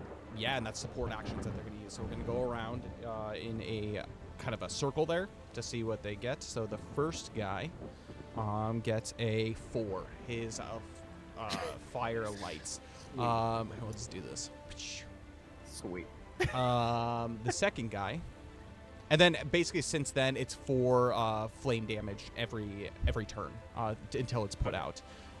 It can be put out, but essentially it puts a timer. There is a total amount of essentially damage that this structure has. It's kind of a lot, so it should be okay for a couple of rounds. The second one is a 2, so it doesn't work. The third one is a 4, so there's a fire that starts here. The heck? Wish God Where's was here to Alamnia? put him out. Yeah. Yeah, he's not praying hard enough. Not hard enough. And then the next one is a 4. So fire starts here. This guy next. Oh my gosh. 3, nothing happens. This guy here. 1, his torch is put out, so I'm going to back him up a little bit just to show that. And then this one here is a 2, and this one here is a 3. So fire has started on the right side of the building, and as it's beginning to consume, you hear a voice from Godfrey. He says, "How did they light stone on fire?" As the blue flames begin to lick the side. But with that, that goes into the attack. Oh no, Belbin skips his turn, so down to the attack phase. Oh yeah, so he's just restraining him essentially. Okay. Does Thordain get to go again? Nope, this guy gets to make his attack, so he has a couple attacks first. He's going to use his saber, because he goes first. Wait. Are we naked? Do we not have any of our armor on us? We do not have any armor. Oh my gosh. So does that mean our DV is 0? No, 2? essentially it's just your agility modifier. Oh my god. Okay. Good thing we're both agile. I know. So he's gonna go ahead and use his attack action, Saber of the Drowned, to hit. I have a question. What are your guys' DVs? 8. 7. 7. Okay, he automatically hits. And so he's going to make his first attack again. So he's got 3 attack actions. He's going to make his first against Thordane, his second against Belbin, and then his third against Thordane. And these are going to deal to the first one against Thordane. Getting chopped into. Although I'm restraining him. Not Can yet. he do that? Not yet. Oh. That's an attack action to use. So, and since he went first, he gets that. Okay. He is going to deal to Thordane a 15 damage on his first hit. To Belbin, he's going to 15 damage. He's going to deal to Belbin a 16, and then again to Thordane, he's going to deal a 17. As he just takes his sword, and as he does so, there's the blue flame has it, and he slices. It doesn't actually leave any physical cuts as the blade phases through you, but you feel this burning sensation inside as you just go, as you just get basically whacked 3 times. And so, yeah, that's what happened with that. And then Thordane, is your turn. Yeah, Thordane can't take many. I know. I think we probably just should have let the building burn. Oh my. Well, Thordane is pissed, and so he's gonna kind of like tackle the body of Bones that whacked him, and like tackle it to the ground. Make a physical skill check for me. Come on, Judo Master, come through. It's contested, by the way. 12? He got 12? a nat 16. Oh! As you attempt to restrain him, you just phase right through his legs as he just like wraps around himself, almost as if you're unable to get a grasp. It's interesting because every now and then, like when you chopped him, it felt physical, but this time it seemed as if like his like basically visage just blinked. All right. Thordane's like, what is this magic? And he's like kind of like reaching around and kind of looks up at him. Belbin, I don't think I'm gonna be much use here. And skeletons. Skeletons are gonna make their things. So these drowned pirates.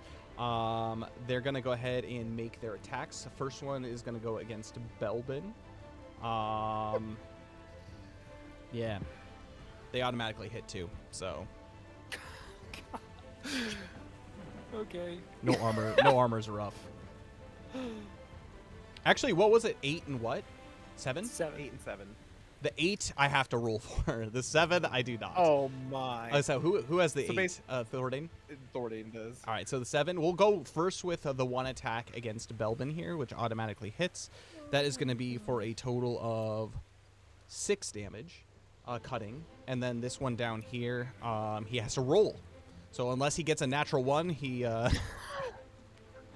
he does not get a natural 1. So he hits for a total of 7 points of slashing or cutting damage. And that is the bottom of the first round. I don't get to attack at all, even though. Nope.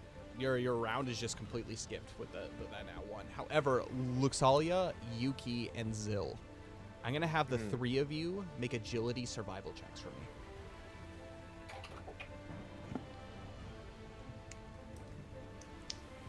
Not horrible. It's a 9 for Yuki. Okay. 11. Okay. Can't hear you, Cole. 19. 19. Ooh, agile. With that, as the 3 of you begin to make your way through the streets, Princess Mila, she falls, and without noticing, both Zil and Luxalia carry on. Yuki, you turn around and you stop, and she says, "I'm sorry," as you begin to help picking her up, but it's enough for both Luxalia and Zil to get ahead. At the end of essentially this combat round, Luxalia and Zil are able to see blue visages in the fog, and seeing the spire of Folden Temple rising up, and there seems to be this kind of a blue ethereal glow that's around the general area. However, with that, both Luxalia and Zil enter onto the battlefield. I'm going to have you make a go ahead and make your survival or your initiatives Initiatives. Is that everyone? Is this the top of the round? This is the top round, so everybody does their initiative. Oh yeah, I forgot. Every turn we do this. Come on, Seven. Thordain. Oh, freaking nat 16 for Thordain. For For a total. a 23. Oh, Lutalia. 6. 6. And Zill. 7. 7. Belbin at 17. And then Belbin is at 17. Belbin's feeling pretty Oh. good this time. Quick question. Since technically this guy, the captain, it's the end of the combat round technically, and he is flanked. Does that mean he's trapped? Technically, yes. So Thordain gets an attack against him. A free attack? Sweet. He's gonna try to. Yeah, because he can't. stab He the can't guy. back up. He can't back up 5 feet. Yeah, yeah. Oh yeah, that's right. Everybody has to back up. Sorry, it's been a while for combat for me. This. Yeah, Thordain's gonna stab him in towards his head. Okay, go His ahead. floating make an head. attack. That's another natural 16 minus 1 for 15. 15. 15. I think hits. If that doesn't hit, Oh yeah, definitely That's- you're hits. not hitting. Yeah, definitely hits. Sorry, I had to think in terms of D&D. I've been used to doing that. I'm like 15. That's like a pretty good number. Yeah, 15 hits. I'm two-handing it, so Oh, gotta actually track my experience. Been a 6 while. minus 3. So that's 3 damage Oh yeah. to this guy. And as you whack again, your blade hits true as it clanks against the side, and he goes as his head is now attached to the top as his neck is starting to sink into the shoulders of this. But with that being the case, we're gonna go ahead and start with from the top, Thordain. Yeah, so Thordain is going to, let's see, he's actually going to move into the cathedral because he doesn't like being placed right here. Mm-hmm. So he's going to actually go 5, 10, 15, 20. Inside? Yeah, inside. Quick question. So does it bottleneck inside here? Yeah, At all, kind or of. is this And so completely basically, there's for the sake of brevity, let's just say you can enter any side. Well, I was just wondering because I was going to set up a trap at the bottleneck if there's a bottleneck. Nah, there's no bottleneck. Okay. Well, okay, hold on a second. So he was right here. So 5, gosh, 10, what can I 15, do? 20, 25. Where's Godric on this map? Yeah, we'll use Rolo Beaumont for Godric. Yeah. Godric is here. He's praying. All right, and he goes over here and he says, and he is like, sorry to bother, Father. And he can Father see Godric, with the but- doors open. He can see the skeletal creature doing his dirty work here. I don't want to say that we should abandon here. However, especially with no weapons here, I am no use up on the front lines. However, I'm going to be back here to protect you. I'm going to be setting some traps around the area. Do what you must. Do you think your friend And Belbin right will be here- okay? You know they're trying to burn the place down, not necessarily like go in it. He'll survive. He'll survive. Thordain's gonna spend the turn trying to knock out a section of the floor if he can to make a trap. Dig a 20-foot pit. Well, It is an ability. You're able to find some. Yeah, you're able. I will say start. you're able to do so. All right, you start digging, making a 20-foot pit. Where are you doing it? right here. Okay. Quick question. Yes. When did we have the first meeting with High Priest Gottfried? The day previous. Yeah, in the morning. previous day. Because it's a Friday right now, and so well technically it's Saturday morning at the moment. You just had met him that day before. So it's been less than 24 hours. Yep. Great, my axe still has a rune on it from when I demonstrated. Heck yeah. Let's go! All right. And with that, is that what Thordane's doing? Mm-hmm. Okay. Yeah, I can't do much more. So The next is going to be Belbin. All right. Belbin is going to move to. So remember, your vision is only 10 feet, and so you don't know I that know. Luxalia and Zill are here, and you're unsure, other than like the visage of flames in the distance, you're unable to see a whole lot. We can do this. This is your vision. Can I move to this spot right here and engage both of these guys? Absolutely, you in can. Ooh, nice. I can do that. Okay. Right. You And begin that's all I'll do. combat for now. challenge against both of them, which brings us to these guys. I think, yes, these guys. And so they're gonna continue to do their thing. He's gonna go ahead and do a combat there. And then this guy can't anymore, and so he's gonna start 5, 10, 15, 20, 25. I think that's as far as he can move. And then the rest of these guys. This guy's already set fire, so he's going to 5, 10, 15, 20, 25. 5, 10, 15, 20, 25. Man, And then 5, 10. He's going to come over here. So we Belbin. got 3. Yeah. It's a little rough. So we've got 3 different, or 4 different skeletons that are still trying. So they're going to go ahead and make their rolls. First guy is a 1. His flame goes out.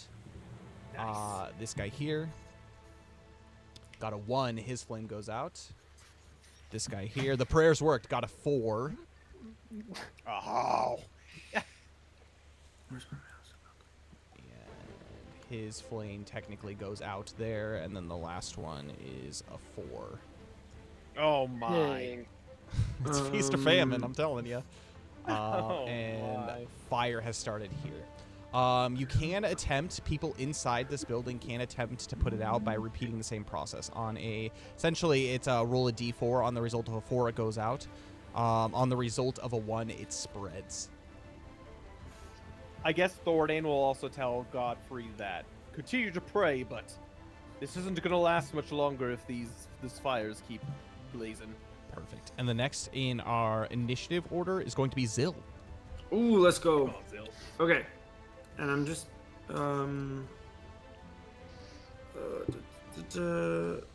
so all range attacks have moved to combat phase. Yep.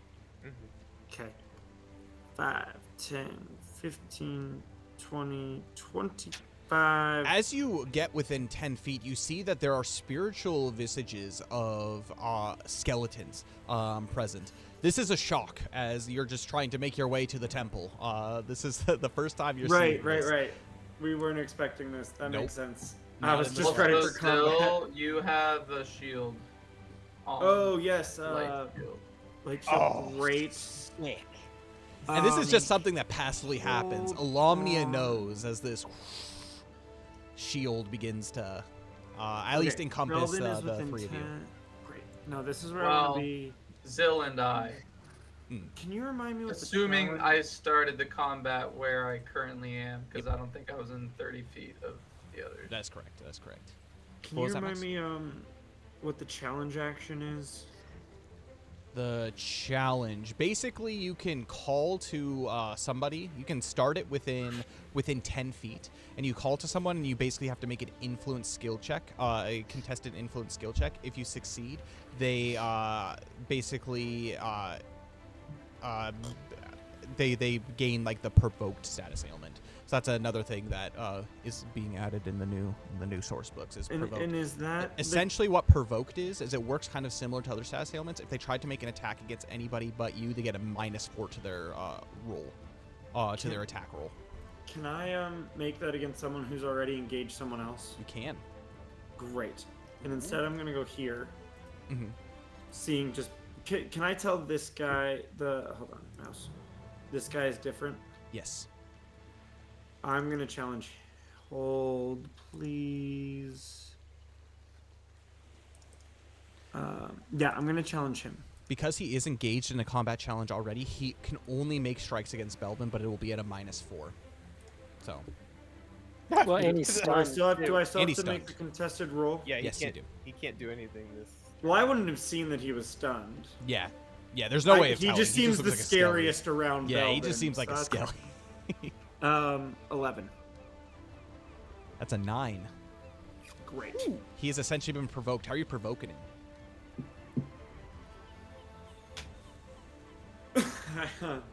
Hey, ugly! Look over here! Honestly, that's what I was thinking, but I was trying not to do that. Goonies references. Anyways, you do so, and he looks over and he's like, friends of yours, I'll finish you first, as he talks to you, Belbin. And with that, Zil, are you engaging these two in combat? Yes. All right, perfect. Which brings us to Luxalia. And I don't know if it matters, but this is my range. Perfect. All right, I'm gonna need a refresher, bro. But how many arts can I use a turn? So your support actions, you can use, I believe you have 2 or 3? 2 right now. So you can use 2 support arts per turn, and then you can use 1 attack art per turn. But arts are just But your all magical 3 of abilities. them could be arts. Why did I do that? All 3 of them, you can use as many arts as possible, just as many actions as you have. Nice. And I believe you have like charges, the number of charges that you have on each. So Yeah. And basically, if it does damage, it's an attack. If it doesn't, then it's a support. Yep. Great. I will say, I can't see anything in this. and I will cast Heavenly Light, which I'm not sure, because I don't know if it. Oh no! Wait. Okay, If it damages me, it heals me. hold on. That's colorblind. Ooh. The caster draws upon the mana flow to spread light in all directions in a 200-foot radius. Is this centered on me? centered on Or you. do I... Okay. As a support action, the caster floods the battlefield with mystical bright light for the next 30 seconds. While this So art it's is in 3 combat effect, rounds. all flame, electric, and light element damage increases in potency by plus 1d6, and all frost, ice, and darkness is reduced by minus 1d6. Good thing Belbin doesn't have his wraps. Luxalia, you do so. Oh. As you begin to cast this light, the this basically darkness is completely blotted out. The mist begins to move. It's still raining through, but it's almost as if daylight has sprung, centered on a spot from where Luxalia is. It's not too bright to look at, but it seems to be radiating from Luxalia. As you begin to push everything out, you have lit the entire battlefield, and you can immediately see everything that is going on. Beautiful. Well, I see that Belvin is in a predicament. Don't I? I Zill's can't attack help right him. now, though. Yeah, so you can Um, move position, do yeah, what you yeah. want, and then make attacks later. Sure. Scylla's there to help him. That is very true.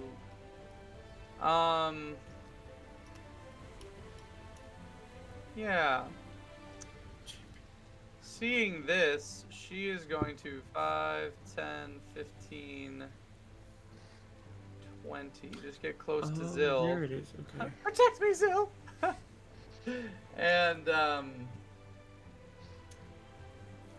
yes. Hold on. Can Yuki and Mila see everything that's going on too? now? Yes, now you can. You're not that far behind. You're going to be rolling to initiate the next turn. Next turn. Yeah, nice. But we can see. It's You not can like we're see, going yeah, into it's blind. like immediately, and it catches you by surprise as you can only see 10 feet in front of you, and then immediately everything is lit. The fog is pushed aside, and you see this battle unfolding up ahead. And I will say, That's better. and, question. Mhm. If I summon my forest spirit, Mhm. do I get to use it on... When do I use it? Whatever its ability uses as far as the so it becomes its own thing. I need to actually get you a token for it too. We'll use King Farron as a token. Yeah. Do I, like, roll its own... Yep. Initiative. Roll its initiative is tied to you. I think it says in the Right. in the spell, but its initiative is Thought tied so, to you, yeah. and so it has its own. I think it has one support action it can use, and so it uses. It doesn't use your support actions. It uses its own. Yeah. Sweet. I will summon my forest spirit, and I will say, Kitsune, come to our aid. Which position are you summoning it in? It can't be Um, summoned within enemy territory. right. So anywhere. Does it have to be near me? Yeah, 5 feet of you. Oh, yeah, good call. I can read. Yeah, let's do it here. Okay. To my left. It has a It's been a while. Feet of 30, I know. So it can move 30 feet. Okay. So 5, 10, 15, 20, 25, 30. Can I move it there? You can. Ooh. As the Kitsune spirit in the kind of this spectral light rushes around, dodging through the combat towards the back next to Belbin. You feel this warming presence from behind you, Belbin, as you look down to see Kitsune spirit, as you haven't seen in so long, approach you. Anyway, before it leaves, I'll say, you know what to do. And so anyway, and then I will use his ability.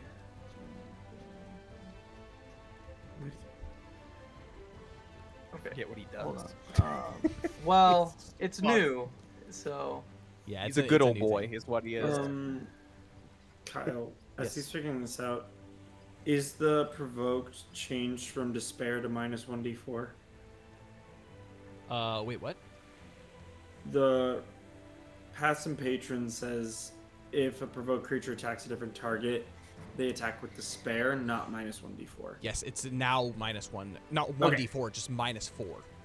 Oh, minus 4. Okay. Yeah, -4, just straight sweet. up. Great. Then I So- added that to the errata document. just I appreciate to clarify with you, Yes. it has a mana cost for all of its support actions, and it has its own mana pool. Yes. Yes, and so like essentially how it works is every time the Kitsune spirit spends mana to do stuff, when it hits 0, it disappears. Okay. Yep. So it has a Wonderful. running total. Yeah, so I will after I do this I will get a thing to keep track. But I'm gonna use Forest Aid Mhm. for 1 mana on Belvin here. For a little bit of healing, not a ton, but Ooh. 1d4 plus 3.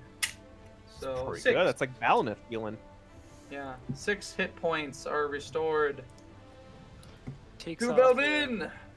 Woo! That the, off the is last hit. all she can do for this turn, I believe. Okay. And with that, we're going to go ahead and move into the next, which is, I think that's everybody's attack. Mm-hmm. Okay, now we're moving into the attack round, starting with Thordane if he has anything to do. Well, he's building the hole. Okay. don't The know if next there's anything else we the can next do. turn is going to be Belbin, so you have attacks that you can make. Okay. I'm going to have my first attack be at the Big Papa. Okay. What is my hit when it's just my fists? Because you are a martial artist, it's the same. So basically, roll as if you are doing your fists. I think that was a plus. Was that a +2 item? +1 item? It's plus one item. I think it's +1. Just reduce the value by 1. Okay. All right, easy enough. So you just don't get first the hit- bonus from having the wraps. Right. So for the hit, it'll be 20. 20 will hit. Alrighty, And then for your damage, it's a 1d4 Yeah. plus your strength modifier. He's stunned, so Or isn't it physical automatically crit or something like that? So basically, he just what does can't the move. stun He do? just can't move. Okay. And then all of his attacks are made with despair. Okay. 1d4 plus strength. That'll be 8 damage. As you basically blinding fist him right in the face as it's trying to repair, just psh, and he hits and he goes, "How do you kill that which is already dead?" I'll roll for my second attack. What is he, Captain Barbosa? What's Yeah, oh yeah. happening over here? That'll be We burned down a, the Black Pearl earlier, Cole. Oh, a nice. That's 9. true. Does a 9 does hit? not hit. No. doesn't. All right. And again, you punch him in the face again, and your fist just phases through him. Not like that. Yeah. Which brings us to the pirates. So these guys are going to start making attacks. Which one was the one? So he can only make attacks. So we'll start with the captain. The captain is going to make his attacks, and there's going to be with despair at -4. Not with despair, just at -4. He has despair because he's stunned. Oh, right. Yep. So Never despair mind. -4. Oh, And that's going to God. be a 0 to hit. Just kidding. Like the despair -4 brings it to 0, but he has a modifier, which I believe actually because of that it does not hit Belvin. With a 7. Yeah, it does not hit Belvin. No, I does have hit a Belvin. 7. I have you a 7. You have a 7, meaning it does not hit because of that. Oh, So okay. the -4 is very, very helpful. The next Let's attack, go. so he's got 3 attacks. Second attack, he's going to make you Belvin. That is going to be is 7, so it is going to hit. Yeah, it is 7, so it is going to hit, meaning you take 15 points of cutting damage. Oh my god. And the last attack is going to be a... Does Belbin not get any modifiers for the 6. clothes he's wearing? He doesn't wear clothes. Yeah, what is it? He's not wearing clothes. So a 6 does not hit. He is. He's wearing clerics in a hood. And more clothes so than he always wears. with that, Zill freaking did work there. So he's gonna do that. These guys are going to make attacks against Belbin, and this guy's gonna make. They have to do against Zill. Belbin. They don't have to Don't do they? Zill. Nope. I Oh, did engaged he them, not? I engaged them, but okay. they engaged Belvin first. Gotcha. And so those guys, this guy first is gonna make his attack. It's not Belvin's in. weird things. Oh, He does hit. It is a 12 to hit. And he's going to deal Can I 7 tell points how of cutting. Belvin is looking? He's getting hit quite a bit. He's looking rough as these blades are just phasing through him. Second attack is going to be a 10 to hit for a total of 4 points of slashing damage. And Alrighty. the last guy is going to be a 6 to hit, which does not hit. Can I counter him? Anyone that you hit, you can spend a reflex support action to counter, yes. So you Yeah. have 1 reflex support action. So who are you countering? The skeleton that just missed me. Okay, this guy here. Yeah. Okay. So, will a 13 hit him? 13 hits. Alrighty. Let's see. Oh no. Okay. That will be a 10.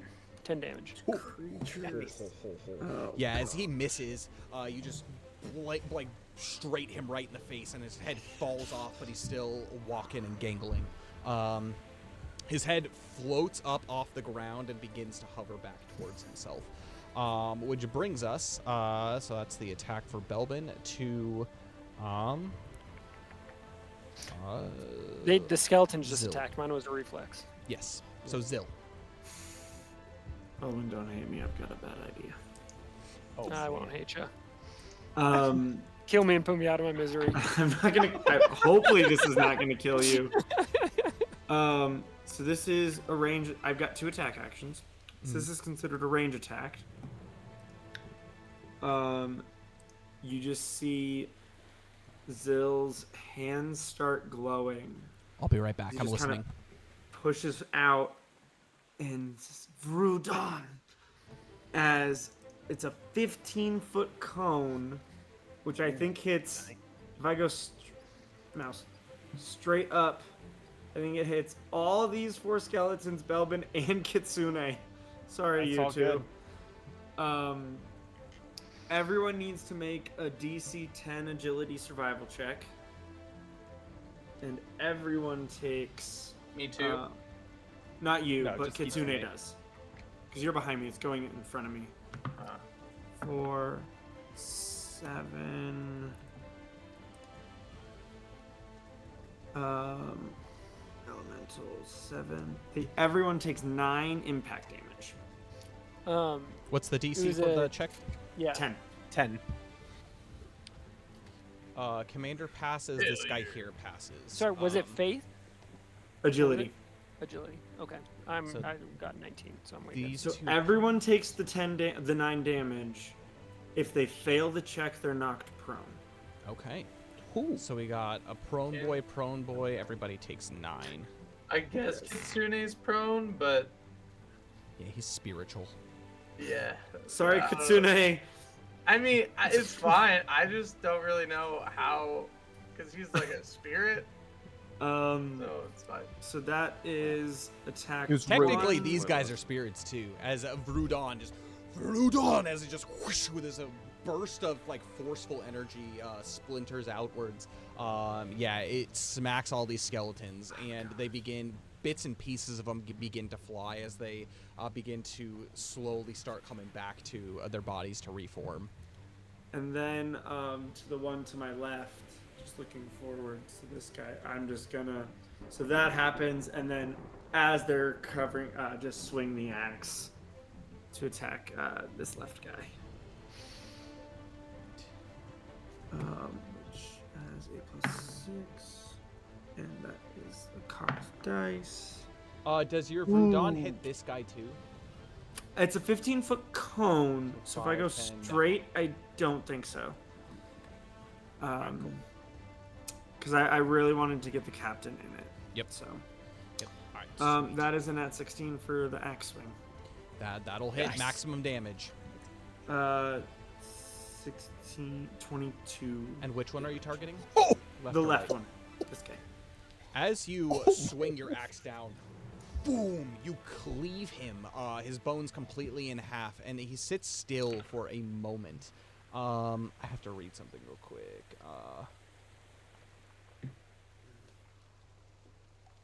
Okay. Yeah, you cleave it in half, and the blue energy that surrounds it seems to pool up into a ball, and it actually goes in this direction to the left as it basically off into the distance, and the bones just lay flat on the ground, eventually evaporating and disappearing.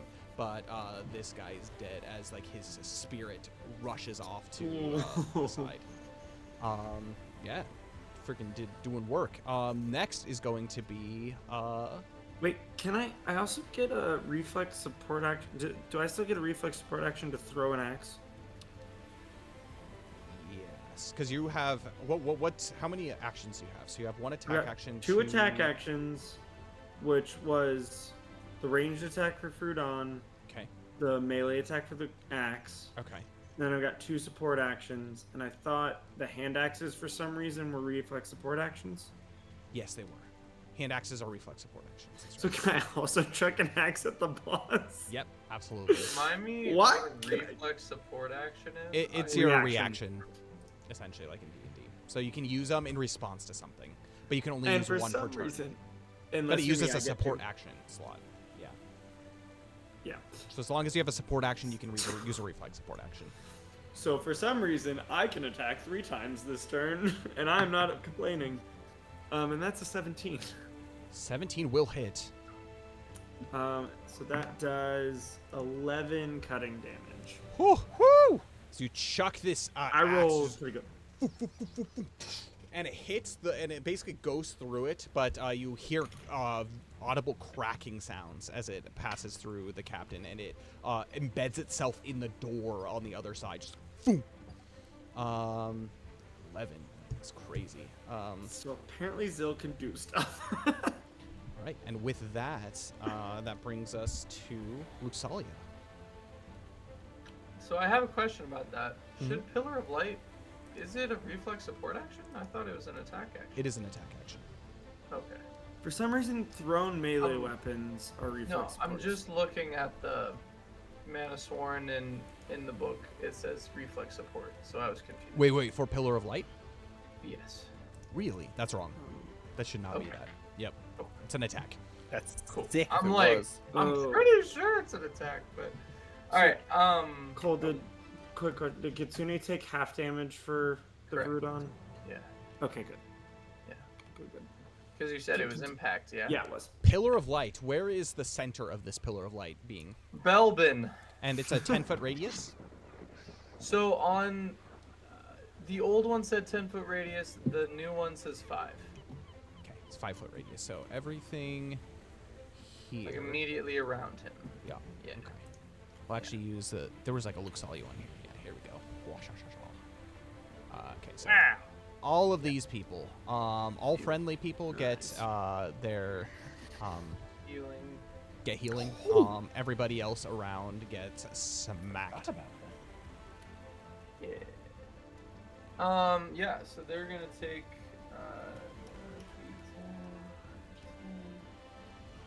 Where'd the other D10 go? Is there a survival check they have to make? Yes. A DC 10 plus caster's piety score faith survival These check. two, Let's these two faith. fail. My These two piety fail score. automatically because Okay. it was a really low roll. All And- right. And Do I have to my roll piety 2 to get the God. healing? No. is 5. Oh, he's dead. It doesn't matter. So hold on. Sorry, my piety is 5, so it was what? 10 plus 15. Yeah. This guy also fails. On a failed check, they receive 3d10 light damage, and the target gains the blinded status for 1d4 turns. So these skellies get blinded. So 1 turn because I suck at rolling. Okay. How do you blind something that can't see? Or that doesn't have eyes? How do you blind that, which has no vision? She's blinding them with Alomnia's grace. All right, and that's gonna They're be. demons. And okay, so 3d10, so 22 light damage. As And I you, heal 22 points? Yeah, I rolled it. I think rolled you pretty heal. high. Heal half of that, right? It's like healing half of the damage dealt. No, it says if an ally is in the area of effect, it restores hit points equal to 1d4 times the caster's piety score. Okay, so roll a d4. All right. That may be too strong. What's your piety at right now? 5? So potentially 1d4 times 5, so up to 20. Yeah, So that's not so that 15. too bad. All right. 15. All right. Wait, the piety modifier or the piety Piety score. Cole, keep That in is the mind, modifier. Cole, the mana sword or light sword, whatever you are, is the Yeah. strongest healing class in the game. That's so. true. Yeah, because piety is your sub Yeah. set. It's not of like the full faith, right? modifier. Right. It's Yeah. like the subset of faith. So yeah, I have 5. Oh, right. 5 times Alright. 1d4, which is, what was that, 15? And I rolled a 3, so 15. Yeah. So 15 healing to Kitsune and Belbin. All right. As that happens, Luxalia, I'm actually going to have you make a wisdom skill check for me, and this could be with hope. Okay. Let's see how wise I am. Is Pillar of Light just an arm? Oh wait, I forgot about a thing. The attack. Yeah. Hold on. That should have been increased because of my heavenly light Yeah, plus 1d6. plus 1d6. So they take an extra. Oh my goodness. 2. 2 points of damage, right? Luxalia, So the nuke 24 is back. points. We're back. My what did you say? Wisdom? Wisdom skill check. 18. 18. As this pillar of light blindingly flashes down from the heavens, obliterating everything that's here, these two skeletons immediately dissipate. But as they do, you see that their spirits, again, their bones crumble, eventually disappearing, but their blue auras go off to the western direction. I guess, yeah, western direction. With that being the case, you notice with this captain, that is not so much the case. It hits, and you see that he seems nearly unaffected by it, almost as if the light is being drawn to something on its chest. On its chest, you see that there, and this is, again, specifically you, Luxalia, you notice, there is an arrow sticking out of it, and the light is absorbed into the arrow and dissipated outwards. It does not deal any damage. This is unaffected by light damage. I will yell out. The arrow on his chest! Remove it, Belbin! Or Zill! Why don't you do it, Luxalia? And as she says this, As I'm keeping you alive. as she says this, Zill will say to Belbin, like, Belbin, I've got your back. I wish Belvin knew what to do with that. It's been too long to not do it. I can take hits for you. Belvin likes it though. He's a masochist. All right. Yeah. With that, Luxalia, is that your turn? Yeah, that's it. All right, cool. Which brings us down to the end of the combat round. Does High Priest Godfrey not get a turn? Yeah, we can roll him in there. He's praying. You told him just to pray, so that's what he's been doing. Yeah, but now I'm thinking that some more et labora is. He'll add more as soon as Thornton comes in. Is like, hey, do something. Yeah, he'll roll initiative. Maybe you should get some buckets of water. Yeah, Or even though it's raining heavily. Some more Labora. To figure out a way to confront this. Actually, Lick the so stone hold on. walls. So these three have died, and as they died, their flames dissipate. Hey. Let's go. My gosh. That flame is still there. Yeah, Right? he's chilling here or something. Yeah. I think These that flame these is two I still think got there. natural ones. Maybe. Yeah, you did. Well, two of them did. I don't remember Yep. which two. And with that brings us to the bottom of the combat round, which brings us to the top of the combat round, meaning everybody roll. Wait, do we need to do priority positioning initiative. rolls? Yes. We got one going on here, I believe. So just one. Does Kitsune not trigger positioning rolls? No, not necessarily. But with ethereal. physical, so roll physical skill check for me. He gets despair on his. I got 12. Got a 10, so he is backed up. Nice. Good roll, Belvin. Actually, he is stunned, meaning he can't back up. Meaning, because of that, he's technically trapped. Whack. Oh, wait. So you get a just one attack action on against him. I forgot about stamina. Will a 12 hit? A 12 does not hit. Not gonna rip it out of his chest. Huh? I forgot about that. Is No. a thrown attack one or Already? two stamina, Kyle? A what? Is a thrown weapon one or two stamina? One. So it depends on what you're throwing. Usually it's a light weapon, which is one. So Okay. if you're attempting to throw like your battle axe, it's gonna be two. But Zill would never throw his battle axe. all right, and that's gonna bring us to the top. Go ahead and roll initiative, everybody. Oh dear. Yuki? Yes. 8. What about Mila? Yuki's in. Mila getting in? Hold on up, the hold action? on. Keep this. I'm gonna go through one by one as I do this. I'm also rolling initiative for some of these guys. So. Nice. Okay. All right, Thordane. Natural 16 for a 23.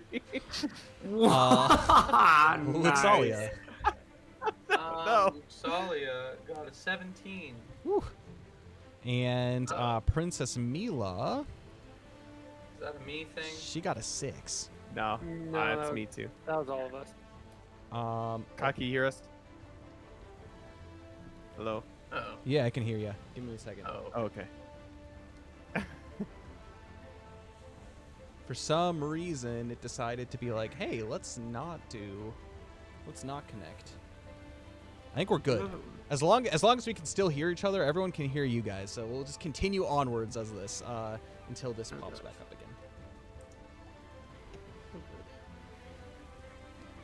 The chat is saying we said no more breaking. Yeah, no more breaking. I know. Too bad, With chat, that, sorry. so that's Belbin. No, Is Belvin got 16. I 16? didn't tell you. Okay. Yeah. And Zill got a what? 8. 8. Yuki, 15. 15. All right. And Godric got a. Godfried? What is his name? Godfrey. Godfrey. Someone else called. I think maybe Yuki. I think you may have called him Godfrey or Godric. My There bad, my we bad. go. Sweet. Names are hard, man. We're back. On a good day. That's good. What about Mila? What did He got a Mila 6. roll? All right. Woo! With that being the case, Mila, she got a.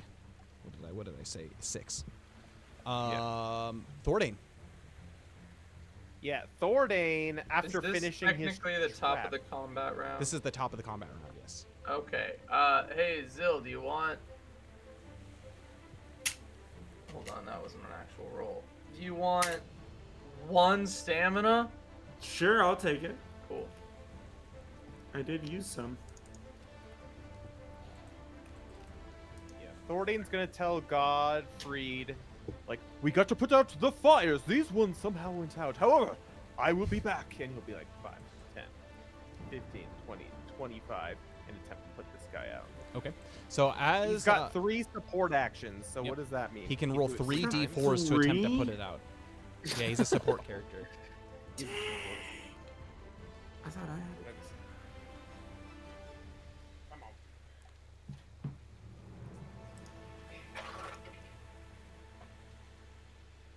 Is there somewhere on our sheet that says our 3, actions? 2, and a Number of 4. support Is actions. what I got. I believe I it's edited mine to make it fit. I can. I got a 3, 2, and a 4. a 3, 2, 4. Yeah. All right. Well, you put this out with the 4. So. Oh! Cole, hold on. I can let you know what you got. I've got the document. Thordane jumps on top of the wall and starts smothering it with his body. It looks like a magic heart flopping against the wall. He's doing the truffle shuffle against the wall, and it magically goes Yeah. out. It's good. And you hear a darn it from the other side of the wall. But the building thus far has been taking damage, and so there you can see that parts of it have been scuffed up, and some brickwork has become pretty messed up. But with that being the case, Thordane, is that all you're doing? So how many much? That's all he 5, can do. 10, 15, That's all of 20, his support. 25. He can continue to move more if he wants to. He's gonna move right here Cool. and point to this wall, and then he's gonna use his attack action to give Godfried some moral support, even if it doesn't do anything. Which brings us to Luxalia. Alright. Cole, you have 1 attack action and 3 support actions. 3 support actions? My goodness. Based on the table. Yep. Cool. You get a second support attack action at level 8. Love that. So now that I'm functioning on all cylinders. I am going to. Wow, how long does Shimmer last? This Let's is go the 30 question. seconds. Yeah, 30 seconds. I 3 believe. rounds? Or is the round still 10 seconds? Yep. Oh, in the round's next still 10 seconds. minutes. Yeah, that's definitely gone by now. I will cast Shimmer on Which does what? Belvin. As a support action, I give him a supernatural coating to defend against the effects of enemy artcraft. Basically, he. Oh, I have to make a DC 6 minus the caster's level piety skill check, which I can't roll lower than a 6. So I passed. On a success, the target gains +1 modifier to all mind, faith, and charm survival checks for the next 10 minutes. Nice. I know. It's Shining. A nice little thing. Like a diamond in the rough. I know. Stretch your stick. See, cool. Belbin was a drab little crab one. Great. Have you? You haven't taken any damage yet, so. Give it a Let's minute. see. I will cast Mana Mending, which has a range of 30 feet. All right. On Belbin. Get it, Belvin. And Okay, it's okay. We're being struggling. Oh yeah, he got whacked real good that first round. Thornton doesn't have He very took- much help, does he? He has 71 total health, but he took 40 something damage that first round. Yeah, he got It's freaking wrecked. fascinating to me that my rune guard uses mana, not runic oh wait, charges, and it makes me so happy. are you do you have less than half your HP right now, Belvin? No, I don't. Injured is I've got more. half to 3/4, I Oh, think. okay. Mhm. Yeah. Half to 3/4. Okay. Bloodied is Bloodied under is- half. Okay, great. Good to know. Noted. Yeah, so that's 1d8. Sorry. I just thought I had another thing that applied, but 1d8 It for what? doesn't. What is going on right now? Kitsune? What is this? I'm getting here. mana Oh, mending. mana mending. Got it. Yeah. On A lot of Belvin chatter. for hold on, sorry, I have to reread the thing. 1 d6 plus piety. So 10 points of healing. Pretty Yeah. good. Alrighty. Looks like you're just throwing all the heals out, I know. keeping know. everybody alive. And then Keeping Belbin alive. That's true. Keeping Belvin alive. wow, that's let's see, what does revitalizing touch do, you may ask? That is the question. You do I ask. will Tell read me. it and I will do it next round. Because I need to find it. Yeah, that's all. Well, hold on. Still hasn't gone yet, yeah. No. He rolled an 8. He's slow. Okay. If I were to move between here, hmm I would enter his combat. Yeah, right? you would end. Yep, exactly. Bummer.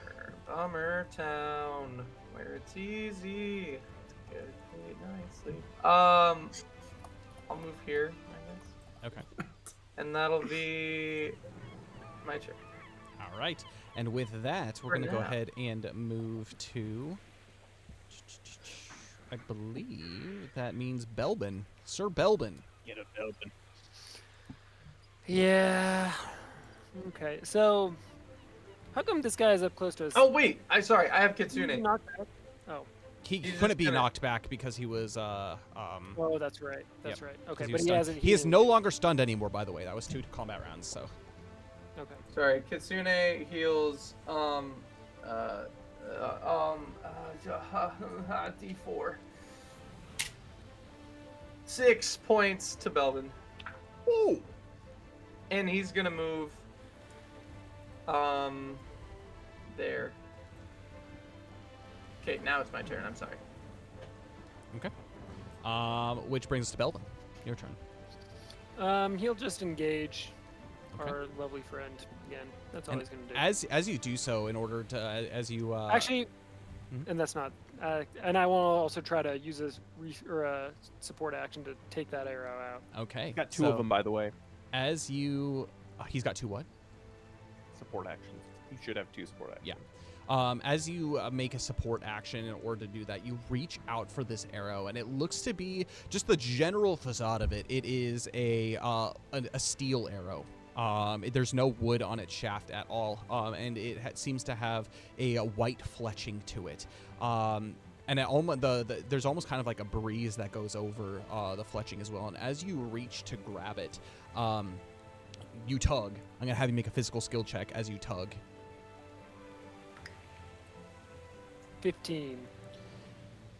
You yank, vroom, and you take Okay, you get to 2 get healing. points of light damage. 2. 2 points of light damage as a shock, basically like a light elemental shock, courses through your body. It seems that this cannot be removed. at the current state of where it's at. By the way, it still kind of has like a slight glow to it for it. So you can use your other support action to try to figure out why. Yeah. Okay. Yeah, I'll try to. Making wait, yeah. knowledge skill Yeah. check for me. Knowledge. I don't think I'm very knowledgeable. 7. 7. You're unsure why. That's what I figured. And you engage in combat. Okay, cool. Which brings us to Yuki. Ho ho ho. Where is she? Yuki Where comes is on. she? Yuki comes onto the board. Woo! Also, the new art in the tokens is amazing. Right. They look so good. So Yuki calls back to Princess Mila and says, "Be vigilant. This is what we've been talking about. It starts now." And Yuki You hear, goes, "Don't run so 5. fast!" As she's coming up behind. She has her rod in hand. yeah, 5, 10, 15, 20. She's going to, with that, activate her, with her support, with a support action, she's going to do the, what should she do? She is going to, Think about these things while you're waiting for your turn. yeah. No, I just don't remember what it's called. Wind Forest Blade or whatever. Forest Wind Blade. The dance for Forest Wind Blade. Sorry, I knew exactly what she was gonna. Just couldn't remember the name. Wind Forest Blade. As she activates that, so that uses one of her support actions, and she's going to flank this guy from this side and say, You need to be on the other side. So basically, what a flanking is like when he backs up. There's no like where for him to escape for 5 feet. So if you flanked here, he would be able to go here and escape. So you would have to put him in a Yuki in a position where you could do that. She was here, right? Yep. To start. So 5, 10, 15, 20, 25, 30. Okay. So she will flank him on that side, and she'll call over to the group. What's going on? I don't know what's happening. kill the dead people. Well, that's apparent, but is there any information I should know? And she unsheathes her blades as she engages him. And there's like wind flowing around her because of her wind blade. So, And with that, is that going to be your turn? yeah, that's all she could do. All right. And with that, the group of you, maybe with the exception of Thordane, begins to hear a cackling from all directions around. Good. Hold up. Nice.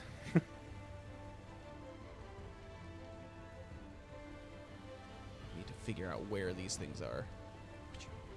Yes.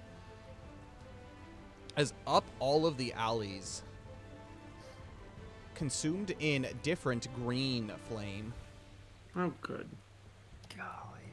floating heads, skulls start to make their way down the streets. What's going on? What's happening?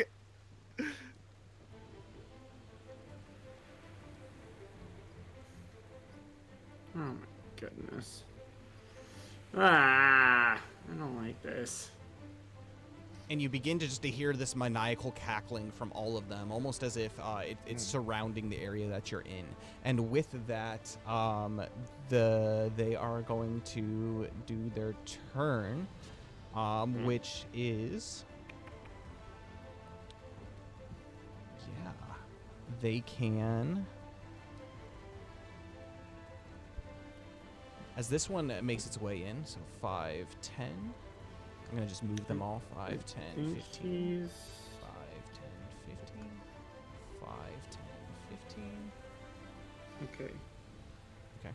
Both. 5, 10,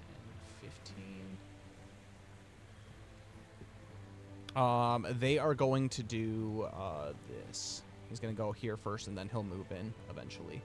Okay. The skulls begin to float and all of them, I think this is the only one that has a reach on anybody right now, is going to go ahead and attempt to curse Luxalia. Hmm. Oh dear.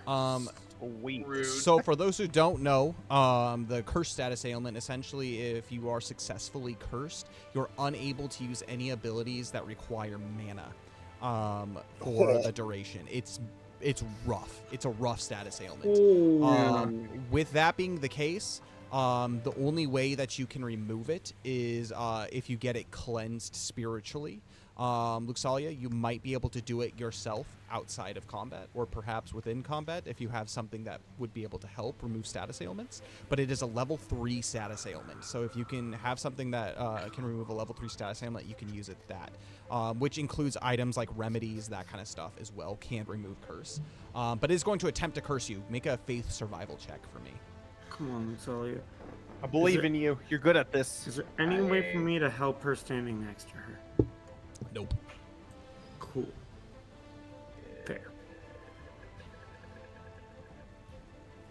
Faith. Faith survival check. All right. 22. You pass. Let's As go. This cackle, it begins to speak some kind of unknown language. It doesn't sound like void, but it begins to speak this language from the depths as you begin to feel kind of this darkness begin to encroach upon you. But as it does so, it is fought off between the light within your soul as you just push back the curses that are being muttered against you. Would it is this going- trigger my shield or no? No, this My doesn't. light It's not shield. damage. Yeah. All right. And so it's going to stop here as it does. Actually, it'll come in close to here. It's in my control zone. Within your control zone, so it can't move anymore. Nice. These guys have already moved, which brings us to Yuki, those guys, Salia, Zil. Okay. Oh, what Zil? What is your agility modifier It or score? Low. 8. 8. He goes first. He looks to the group of adventurers that are flanking him at the moment, and his head spins around on a swivel, and he says, "Avast ye landlubbers! You face Ragnik, pirate of the deep." And he essentially pulls out his swords, and he calls to the group of you. He says, "I am captain of ages past, of the sunken Morgrin, now brought to life once more. The light of Alomnia will be snuffed from you after I'm done with ya." As he begins to start doing the things that he can do. So he is going to, first and foremost, he is going to, against Belbin, use his Disparage ability. So for his first support action. So basically every creature that Ragnik can, or one creature that Ragnik can see within 30 feet, gains Despair on all survival checks until the end of the combat round. And that's an immediate thing. And so he's going to disparage you, which does cost resources from him, so let me do that. And then he, for his second support action, is going to... he is on you, Belbin, going to inflict Accursed Blaze. I'm going to have you make a... What kind of survival check is this? A faith survival check for me. And it's, with despair. Dang, that was a good roll. Let's see. Faith. Sorry, I'm looking for you, Faith. Gotcha. If I use my blessing, do I have to re-roll twice, or like? No, you can re-roll use it again just to cancel out the Okay. You only get re-roll. So one you just roll. take your first roll, Okay. essentially. Okay. That'd be a 20. 20. You do Nice. pass. As he mutters these words announcing his name, a purple flame comes out of his mouth as it begins to shoot above you, and it hangs above your head for but a moment, and then immediately it dissipates. And with that, he is going to. So that's his support actions. He is going to.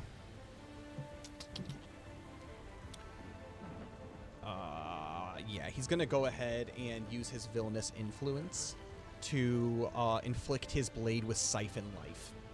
What that means is until the end of the combat round, all damage done from Ragnik's non-magical attack actions reduce the hit point total of a target creature by the amount equal to the damage inflicted. If the creature's maximum hit points fall to 0, it dies permanently. Basically it lasts until, it's not like a permanent buff. It lasts until he is dissipated. So he's going to do that. And then that's going to be his turn. And with that, we're going to go ahead and move to... Hey, Zill, you maybe want to get between them. That'd be Yeah. good. With that, we're going to Okay. go ahead and move to Zill. So Zill's next. I got 3 questions. Okay, first question. Question 1. With the fog, can I see these two? There's no more Yeah, fog because because there's of no- Luxalia's... I think this is the last turn that the heavenly light is. Yeah.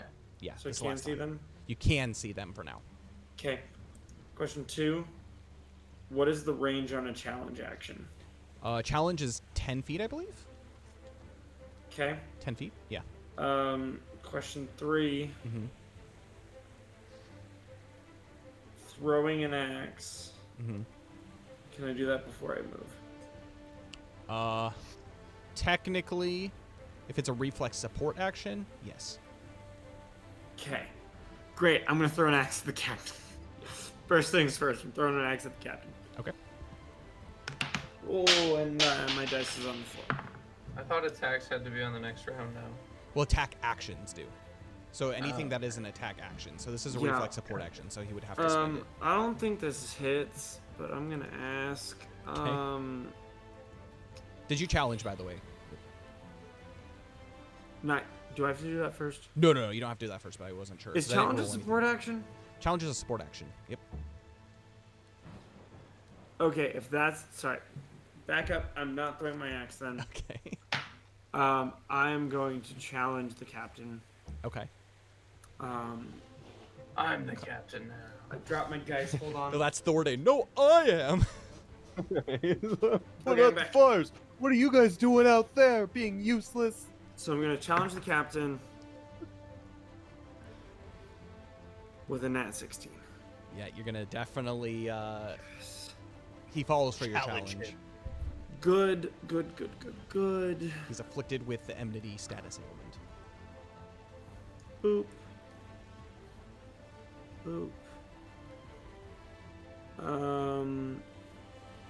So I've challenged him. I've moved. That's all I'm gonna. Do I have to engage him since I'm next to him? Yeah.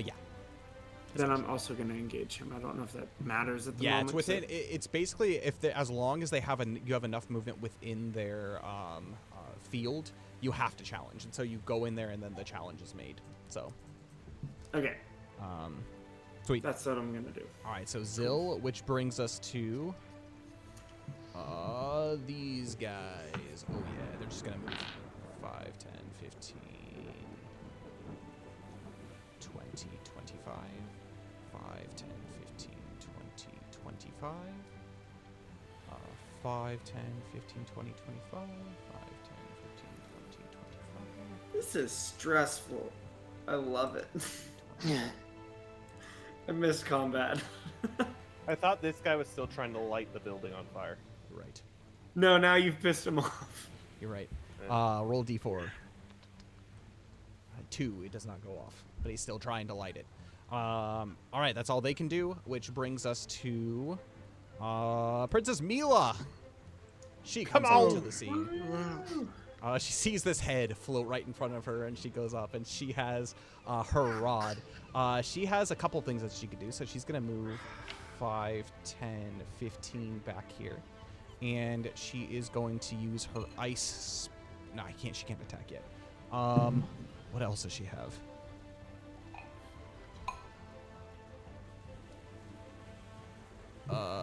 Nothing useful right now. All of her magic ability comes from her staff. She's got like a few things that she can do. Okay, so she's going to be there for now. She's readying an attack against this for the next turn. And then it brings us to Godfried. He is going to make his way over here, and he's going to use his action to try to snuff out, which gets a 2, which he does not. He attempts to try to put the flames out. All right, I think that's everyone, which brings us to the top of the combat round, which we are going to start with Thordane, which he isn't doing anything. Then we go to Belbin.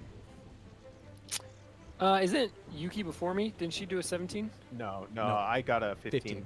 No, sorry, not. Luxalia, you're sorry. right. Luxalia. Yep. You have an attack action to use. Woo! I will attack. Yes, sir. I'm going to attack.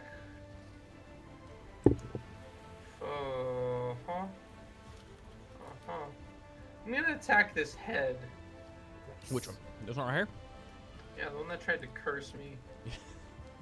And I'll say, Curses. may Alomnia's light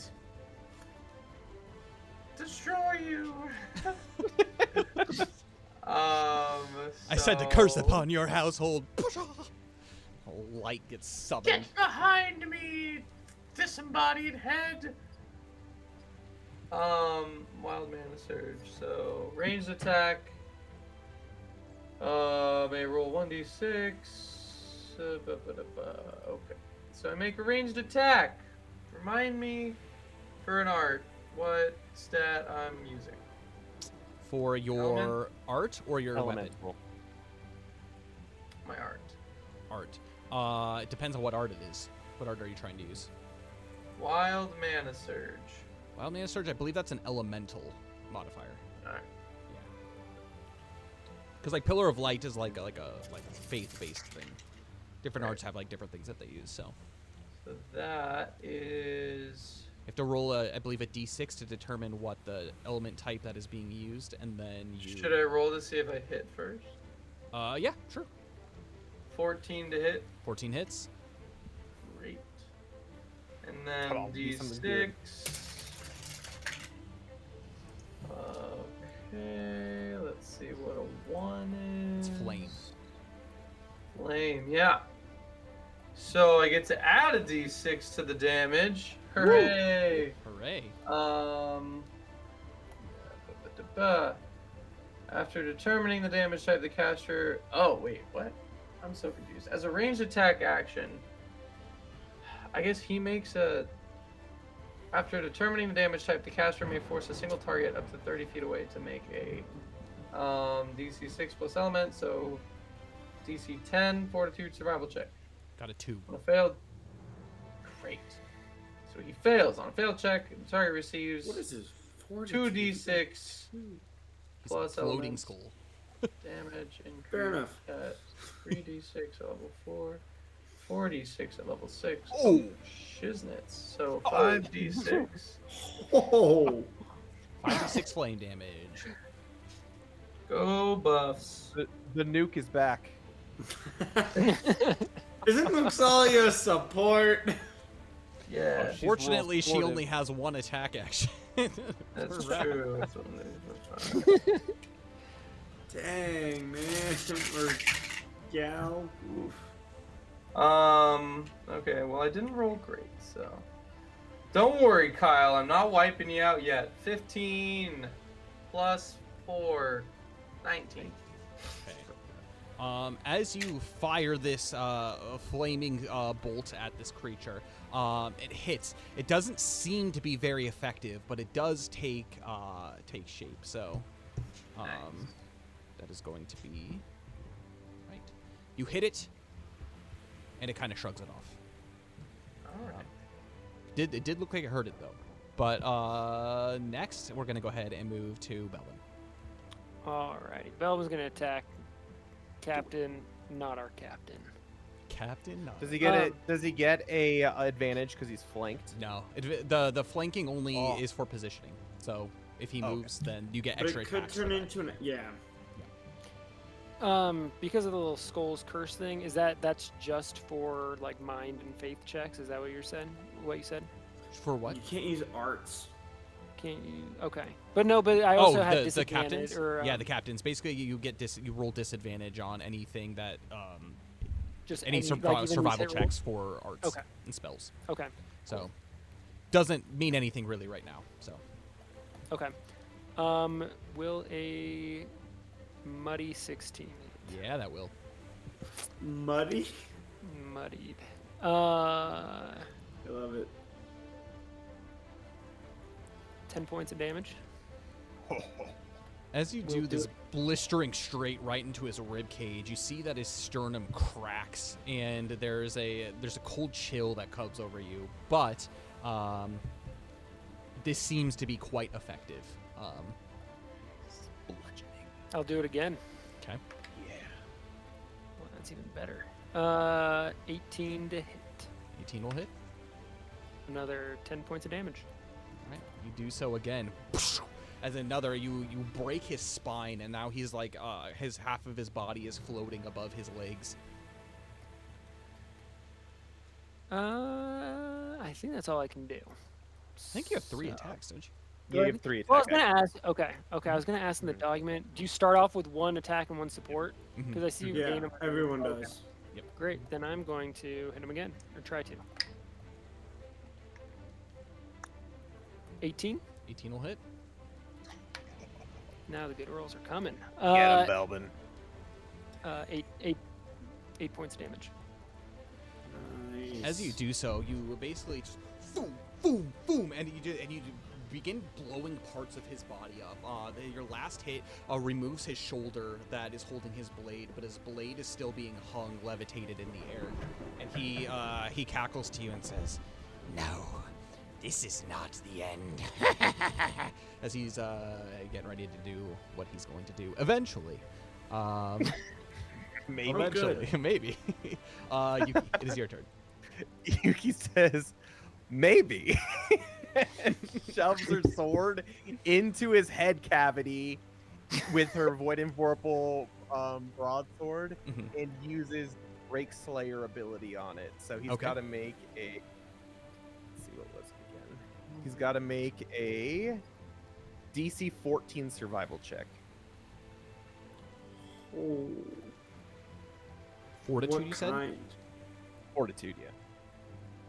He got a 14, Does that so he pass? succeeds. Yeah, he Oh, no. passes. So that is 6d8 plus element dark damage. Did the blinded status do anything to these guys? Nope, it was unaffected. All right. They're immune to blind. They're I immune to a was bunch of things, but wondering. yeah, they're immune to blind is one of them. They don't really have eyes, so I was wondering.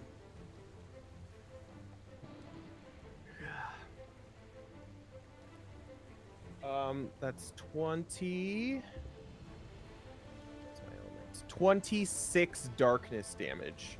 yeah. Halved. As you begin So to 13. cleave through basically his facade, you see that the darkness begins to kind of consume some of the blue light that is basically floating off of him. And it eventually dissipates, but yeah, it does seem to do something. But it's a very strange feeling because there's a tiny bit of resistance as your blade goes through it, but it seems to just phase through him mostly. But it does look like it damages him. Okay, and she's like, oh, tougher than you look, don't you? And she goes back for another slash with her Damascus broadsword, so she's just going to roll damage with Damascus. Mhm. That is 15 plus 10, 25 to hit. Okay.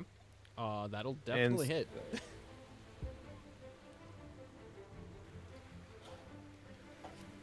Taking out all my damage. Okay. So that's 8 plus 8. 16. Damage. 16 cutting for that one. And then with her last attack, she's going to use her Void and Broadsword and just try to hit him to attack. That doesn't kill him. Did that not kill him? Nope.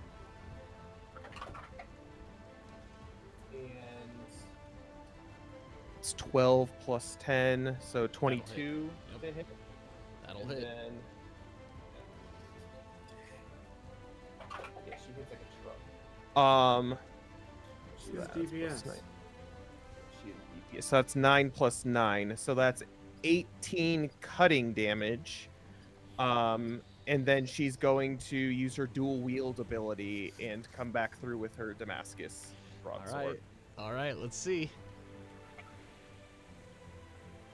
13 plus 10, so Yeah, 23 that'll hit. to hit. That'll hit. Plus 10 to hit. That's disgusting. Yeah, that'll hurt. And that is max damage, so that is a Oh. 18. 18 with the Damascus broadsword. These slices. Again, you're feeling a little bit of resistance as it goes through. And basically, he's just a mass of like floating bone parts at this point. His head is still intact as he looks around. He's unrecognizable. The cloth seems to is swirling around. He's kind of like this tornado amalgamation of bones and pieces. And he looks to you, and like floating within the air is this arrow, and it seems to still be embedded in a couple of bones that are there as well. He looks to you and he says, "I'll see you again sometime soon." As he goes getting ready to slash, but before he does so, these guys are going to make attacks, which I think only one of them is. And so centered directly on Zill, he's going to go ahead and unleash a... He's going to use a flame burst. So basically, everybody within Zill's range here is going to receive attack. I'm gonna have you make fortitude survival checks for me. That's not Yuki, right?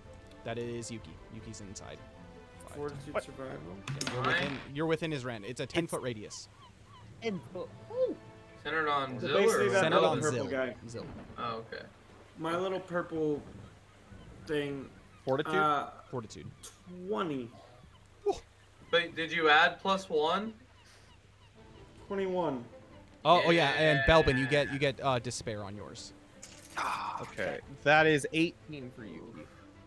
Yeah, it's worse. 18. Yikes. 13 for Belvin. Okay. Fortitude. 13. Okay. Anybody below a 12 receives 16. Below a 12 receives 16 points of flame damage. Then it's halved to 8 for those who passed. That's the first damage I took today. Wow. And that's all that guy can do. And then that brings us to the Skellies. So this Skelly, I guess, is the only one that can make an attack. He's going to make an attack against Yuki. So Bring it. that's going to be a 14 to hit. Misses. Misses. She's so thick. Clinks right off the armor. Zill and I had our shields. Oh, that's right. Oh! So I don't take any damage. Explosions.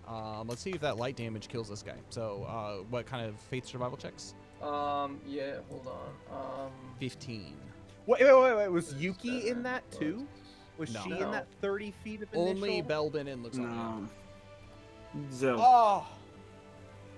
Because you weren't here Although, yet. I mean, how much further was she behind me? Maybe she was. I had to pick quick. up Princess Mila. Yeah, she wasn't on. She the wasn't on the battlefield, battlefield yet. I so- think we got way Levels for ahead. 7 plus 5, so 12. Yeah, it's a 15. Faith. 12. Okay, so it succeeds. Okay. So it doesn't take any damage. But it makes your damage 0 against it. So if they Which- succeed, they take no damage from that? Correct. yes. Good to know. Okay. Which brings us Yeah, to that makes sense. Ragnik. He is going to go ahead and make his attacks, and he is in a last-ditch effort. He's going to use his last charge of Villainous Influence to get 1 extra attack, so he gets 4 attack actions. He's going to do 2. He's going to do 2 against Belbin, 2 against Yuki, and remember, he still has his Siphon Life, which will reduce hit points by the amount taken, like maximum hit points by the amount. What taken. does Zill's thing against him do?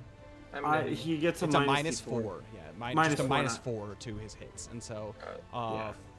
which is I guess good against Belbin because that means I don't have he doesn't automatically hit. Well, and I just read my thing, and I also get to add my dex score. Okay, what is So- that? What is that total then? 12. 12. Okay, so I definitely do Yeah, have to So- hit. Wait, so what does his villainous thing do? So his villainous, basically they're just like legendary actions that he has. So he just gets a 1 extra attack. So he has 4 attacks this turn. No, but like his siphon. Sorry. Oh yeah, his siphon life. Until the end of the until the end of combat, all damage done from Ragnar's non-magical attacks reduce the hit points of the target creature by an amount equal to the damage inflicted. It's pretty sweet. So your top not very HP. Yeah. Maximum lowers. HP goes down, and then if you hit 0 with a siphon life, you die. Yeah. You also take damage. The damage too, though. Yep, you It take affects damage. both. Yeah. Yep. Plus- Okay. And So, with I'm and, just one. Okay. yes, Keep go going. ahead.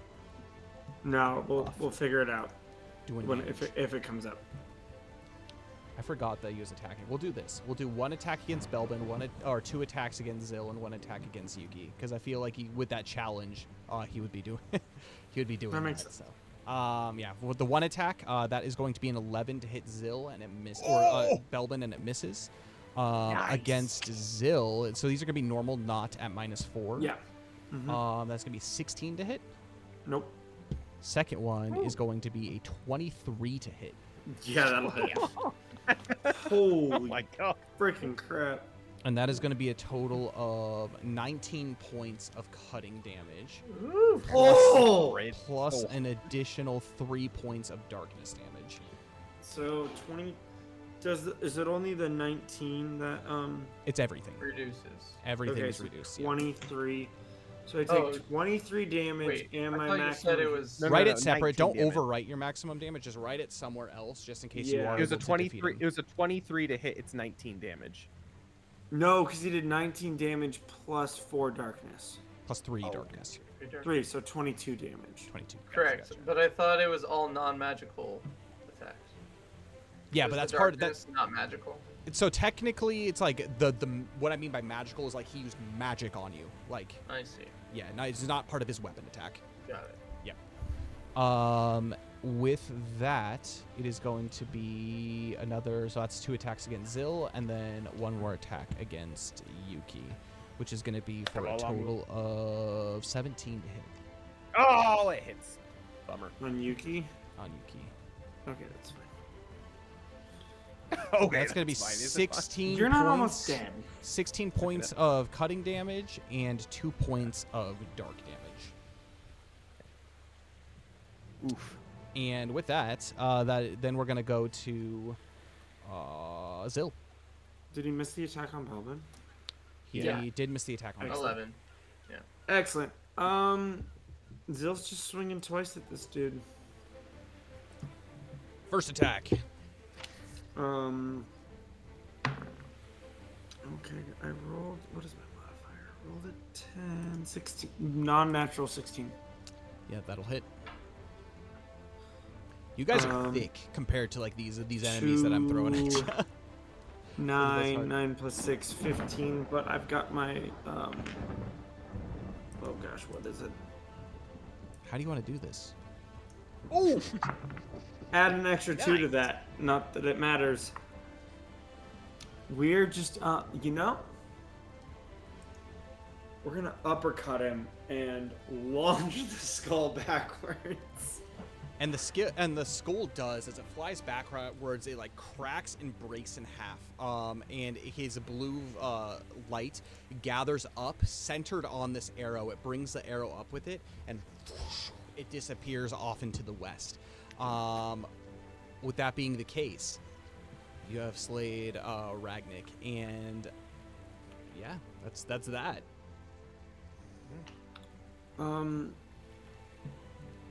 Okay, so I've slayed the Ragnik.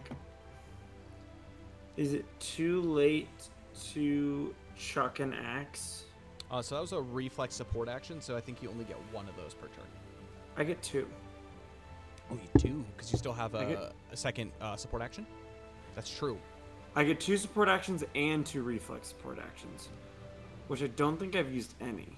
So reflex support actions use support actions. That's why they're called reflex support actions. Yes, I don't think I've used any of either. No, challenge used one. Never mind. Yep. I have one. Okay. You're right. You're right. Sorry, I forget what counts. I'm gonna check an axe at the guy next to Yuki. Okay.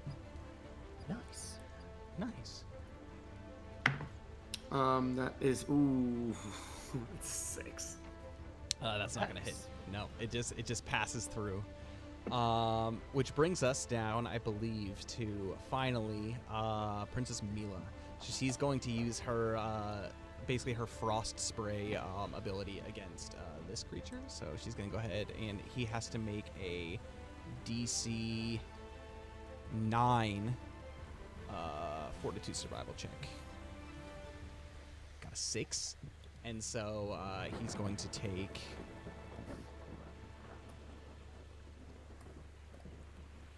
12 points of frost damage, and his skull breaks, and he just falls to the ground. One thing you notice is he does not have a blue spirit that returns back to the west. And with that, we're going to go ahead and end our session for today.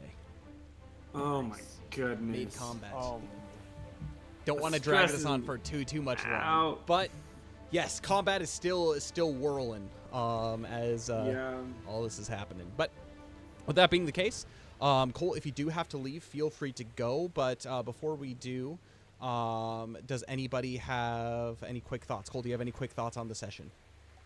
It was fun. Good to get back into combat. I know, and relearning everybody's abilities. Yes. Definitely. And We're, sorry about reading through all of my arts. That's okay. Thank you had for to your read. patience, Kyle. the reading the arts actually reminds me as well too, like what certain things do, because it's been like months since I've looked at them. So yeah, it does help me to know what they actually do, which is I appreciate. So we're all learning them. Our next session that we do have will be, I believe, so it's the second week of October. Is that correct? October Yes. 13th or 14th for you. No, 14th is a Monday. Oh, sorry. That's September. 11. My the calendar 11th app or has been 12th. slow. The 11th or 12th. 12th Okay. for you, 11th for us. Combat is going to continue, so if you want to know what your abilities do and everything that you can do, continue to look at them so you have an idea of what you're going to do next time. But yeah, just FYI, that's what's going down. Max, take a look at my stuff. I will be on retreat Okay. for that. So I'm running Luxalia next time? Yep. Yeah. Great. Take a look at my stuff, because I'm gone the 25th. So. All right, we got this. Hopefully, combat doesn't carry over into the next. Hopefully not, but just in case we It's a get long into another combat. So anyway, yeah, sorry, I gotta bump out of here, but yeah, fun sesh. Good to get back into combat. Getting Mila out of there, good stuff. Glad he wasn't nefarious. I thought he was. I still don't trust him. So That's there okay. you go. That's okay to Yeah. not. Not as a player, Luxalia. Like, Yeah. That's okay. so anyway, he's too prideful for Luxalia's liking. Reminds her a little too much of some of her past flings, but anyway, that's all. Thanks for Great. Thank thanks you all. for hanging out with us. Before we do Yeah. get into the rest of your thoughts, if our players wants to go ahead and mute themselves, we're actually going to be, because the whole purpose of Everlast is it's a Christian worldview of looking at the world, and so we're actually going to go ahead and close this in prayer. If you guys will go ahead and mute yourselves, so you can continue on with it, but I'll let you know when we're done. But we have a quick prayer which we're gonna do all together, so just to kind of conclude things for the day.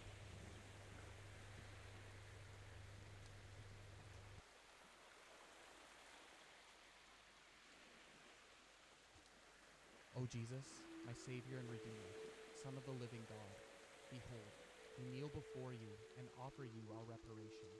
We would make amends for all the blasphemies uttered against your holy name, for all the injuries done to you in the Blessed Sacrament, for all the irreverence shown towards your Immaculate Virgin Mother, for all the slanders spoken against your spouse, the Holy Catholic Church. O Jesus, who has said, If you ask the Father anything in my name, he will give it to you. We pray and beseech you for all our brethren who are in danger of sin. Shield them from every temptation to fall away from the true faith. Save those who are even now standing on the brink of the abyss. To all of them, give light and knowledge of the truth, courage and strength for the conflict with evil, perseverance in faith and active charity. For this do we pray, most merciful Jesus, in your name and to God the Father, with whom you live and reign in the unity of the Holy Spirit, world without end. Amen.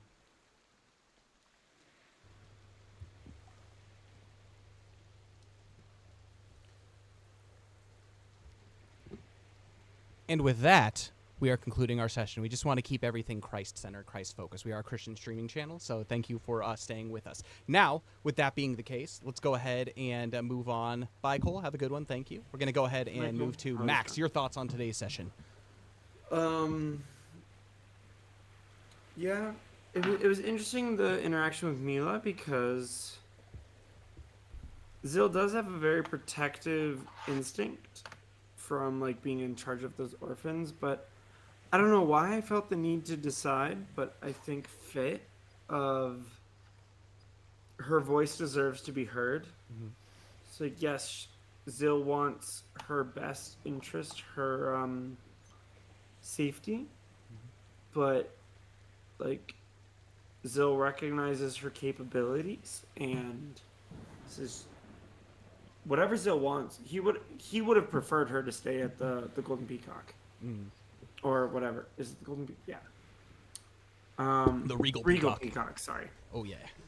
Zill, but it's like somehow I was just thinking about his time with the other orphans, and it's like I don't know where this came from. This was the decision this session of his backstory, of a respect of the opinions of at least the older orphans that carries through. It's like Zill has his opinions, his thoughts, his desires for those he's caring for, but he's also like, you need to make it on your own, essentially. So that's why he deferred to her own desires. He's like, here's all the facts. Mm-hmm. We're basically going into a cult. That's the truth of it, but if you want to come with, I'm not going to stop you. Mm-hmm. So that was kind of cool to play out, because I did not expect that going in. Like, that was the development of Zill that I wasn't seeing coming. I didn't plan for it. Just kind of happened. Mm-hmm. Combat was fantastic. I've missed combat so much. I gotta use my axes. Yeah, there's a little bit of tweaks in combat that I have been going through. They're not super big distinct changes, but there's going to be a couple little bit of tweaks, like for example moving like ranged attacks to the attack phase. I just want to make things smoother, things that so you're not forgetting to use things, and it changes up how maybe you play your character a little bit, but I'll let you know those things as time progresses and as those tweaks are made. I am curious, and this can be a deeper conversation off stream, but it's convenient for Zill that throwing an axe is a reflex support action. Mm-hmm. But I'm not, like, why is that the case? I'm not sure on. Mm-hmm. So we can talk about that later and hash that out. Mm-hmm. But it worked well in my favor this time. Mm-hmm. And so it's definitely this time it's like, okay, you definitely have to balance. I'm seeing Belbin get the crap kicked out of him, but I'm also seeing these other skeletons elsewhere. So, like, where is my priority? Mm-hmm. And the priority definitely choose Belbin. And yeah, he got to the point where it's like, okay, he's not doing well. And I've got this lovely ability that I can take his damage. That's why I was always staying close enough to him. Mm-hmm. But it didn't feel like it needed to come up. I've also got a sneaking suspicion that this is not our only combat this day in game time. Mm-hmm. So it's like, okay, I want to keep Belbin alive. I want to end this as quick as possible. But we're about to go fight a cult leader. Like, I need to conserve my resources as well. Mm-hmm. So it's a weird balance. Oh yeah, definitely. So that's kind of where I was at this session. Yeah, it was interesting to be able to jump back into combat, and like resource management's definitely something you have to really It's tough. consider. Yeah, it's not so much where it's just like you could just blow everything in one battle, because you don't know when like the potential for you to be able to get your haven rest is going to be. And so while you might be able to recover hit points, it's much more difficult to recover the ability for spent like mana charges and things like that. And so you have to just be And careful. runic charges for me, Yeah. because those recharge on Haven Rest, right? Yeah. And that's actually where we see like the physical DPS kind of like, for example, we look at Luxalia and we see that she was freaking nuking things, but she's got a very much a limited resource, where for physical DPSs, they can go longer using less resources. They might not do as much damage, but they can do more combats back to back without having to worry about losing all of like mana or things like that, if that makes sense. Yeah, which thankfully he's got a lot of flashy things, but his primary role as a tank, he's got 148 hit points. Woo. Woo. Even if you run like 13 does not feel like a big number of charges for his runic speech. Mm-hmm. But I think I used one. No, I didn't use any this combat. I used one with the High Priest Godfried. Mm-hmm. So I'm sitting at 12. Like, it feels like not enough, but it's very easy to sparse out. Like I said, there's a great ability I have that I was waiting to use with Belvin if I needed. That takes the damage from him. Mm-hmm. That uses mana. So it's like I've got 2 pools to pull from. Yep. So I've pretty got nice. nothing else that takes mana except that one ability. And don't forget too, you're still in the thick of it as far as the combat is. Like combat Yeah. is not over with, No, the it's not. disappearing of this captain. There is still quite a bit of destruction that can happen, especially thinking about these new skulls that have joined the fray. Not Yeah, only do you the have a melee curse threat, was but you have terrifying. the threat of casters essentially that are there that'll just be peppering you from the outskirts. And Yeah. so So think about it. Chris says you can't use any arts. Yeah, and Does basically that- anything that uses mana charges to use. So that would include my rune guard. That would include your rune guard, but it wouldn't Okay. include like the stuff that uses like Everything rune- else. Yeah, so like Okay. stamina, rune stuff. So you're still good in that aspect, but basically it cripples casters. That's the point of it. So Yeah, that's yeah, it's brutal. pretty brutal. Yeah, curse is not a fun thing. It was Dave, also fun to actually. Hold on, one last thought. It was fun to in character reference Zill's many nicknames. do you that have a was surname? delightful. Oh, do I? Yeah, no, it's great. I love it. Okay, that's my last thought. Dane, your thoughts? Oh, I can't hear ya. Muted. Yeah, it was really good. I will say, it was very interesting at the beginning of the session too, because I think we do a pretty good job of like talking about all of our different plans and things that we intend to do before the stream. So that way they move very smoothly throughout. And we did talk, I think, pretty well about that before the session, but we didn't talk at all about how we would handle the actual situation with Mila. And again, it just turned out very different than we initially thought. I actually don't necessarily mind that all that much, because I think every character's personality came in at the end there with the decision making. So I know there's a lot of DMs and there's a lot of like different Dungeons and Dragons or tabletop RPGs that can be done, and there's a lot of bickering that happens amongst the players because they don't do any communication.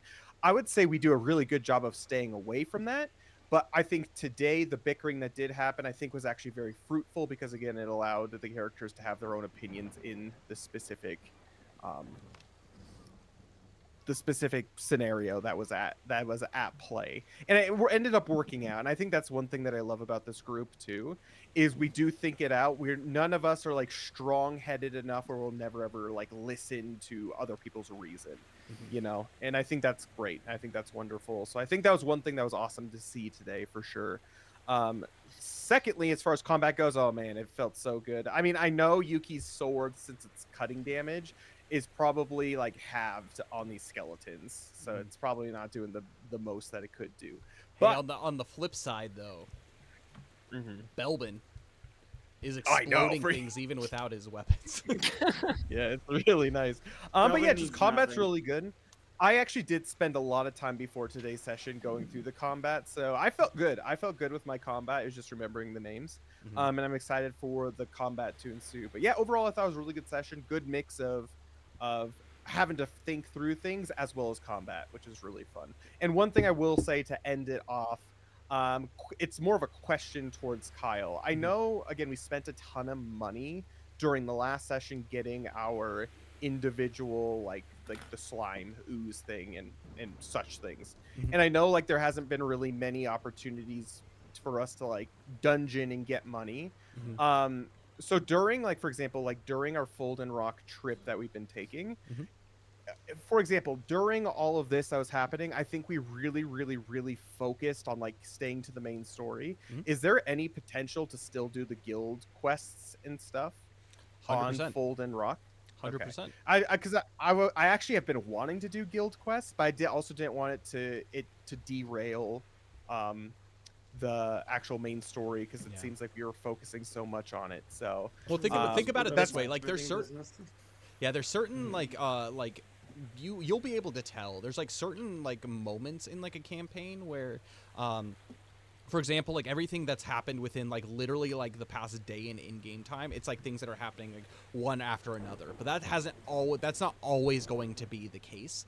If there are times where it's just like, okay, let's just say that you've gone through this. Let's just say you defeated the cultist witch lady of Zaeldoom, and then like all in your mind is good in the world, like you can absolutely like decide to take up certain quests and stuff. And then it depends because in the source book material there's a couple of ways that you could do it. You can play it out and you can go and like track something down, kill it, get the reward, do all that kind of stuff. Or you could even just do like skill checks in order to do it, to be like, did you find, did you defeat, this much time has passed, and then you get like this much for the reward essentially. And so like it's kind of up to you based off of that. If you want to go more like the adventure combat focus of that, you can absolutely do that. If you want to do like, hey, in the meantime I want to like help restore my coffers, I want to be able to do this without derailing everything, you can also like on the side be like, we stayed this much extra time to do this, if that makes sense. Okay. Cool. Yeah, I just wanted to verify that because I know it's part of the game and we just haven't really been utilizing it too much. For sure. So that was the other thing. Also, just last comment, it's not like anything. These dudes are definitely a Zaeldoon cultist, brought by the Zaeldoon cultists. They're literally sea pirate demon skeleton things.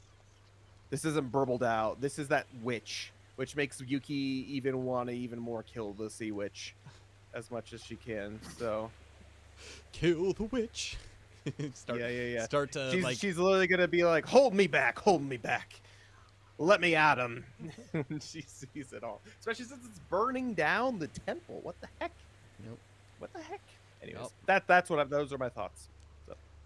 And last but not least, we have Belbin. Connor, what are your Yeah. thoughts? It was a good session. Yeah, it's good to get back into fighting. Fighting felt very foreign, especially without any of my stuff. Like my sheet is set up for when I have all of my stuff. So it's just kind of like on the fly, like, oh yeah, I've got nothing. How does this even work? And then I even found myself, having to read through the like manual to like find.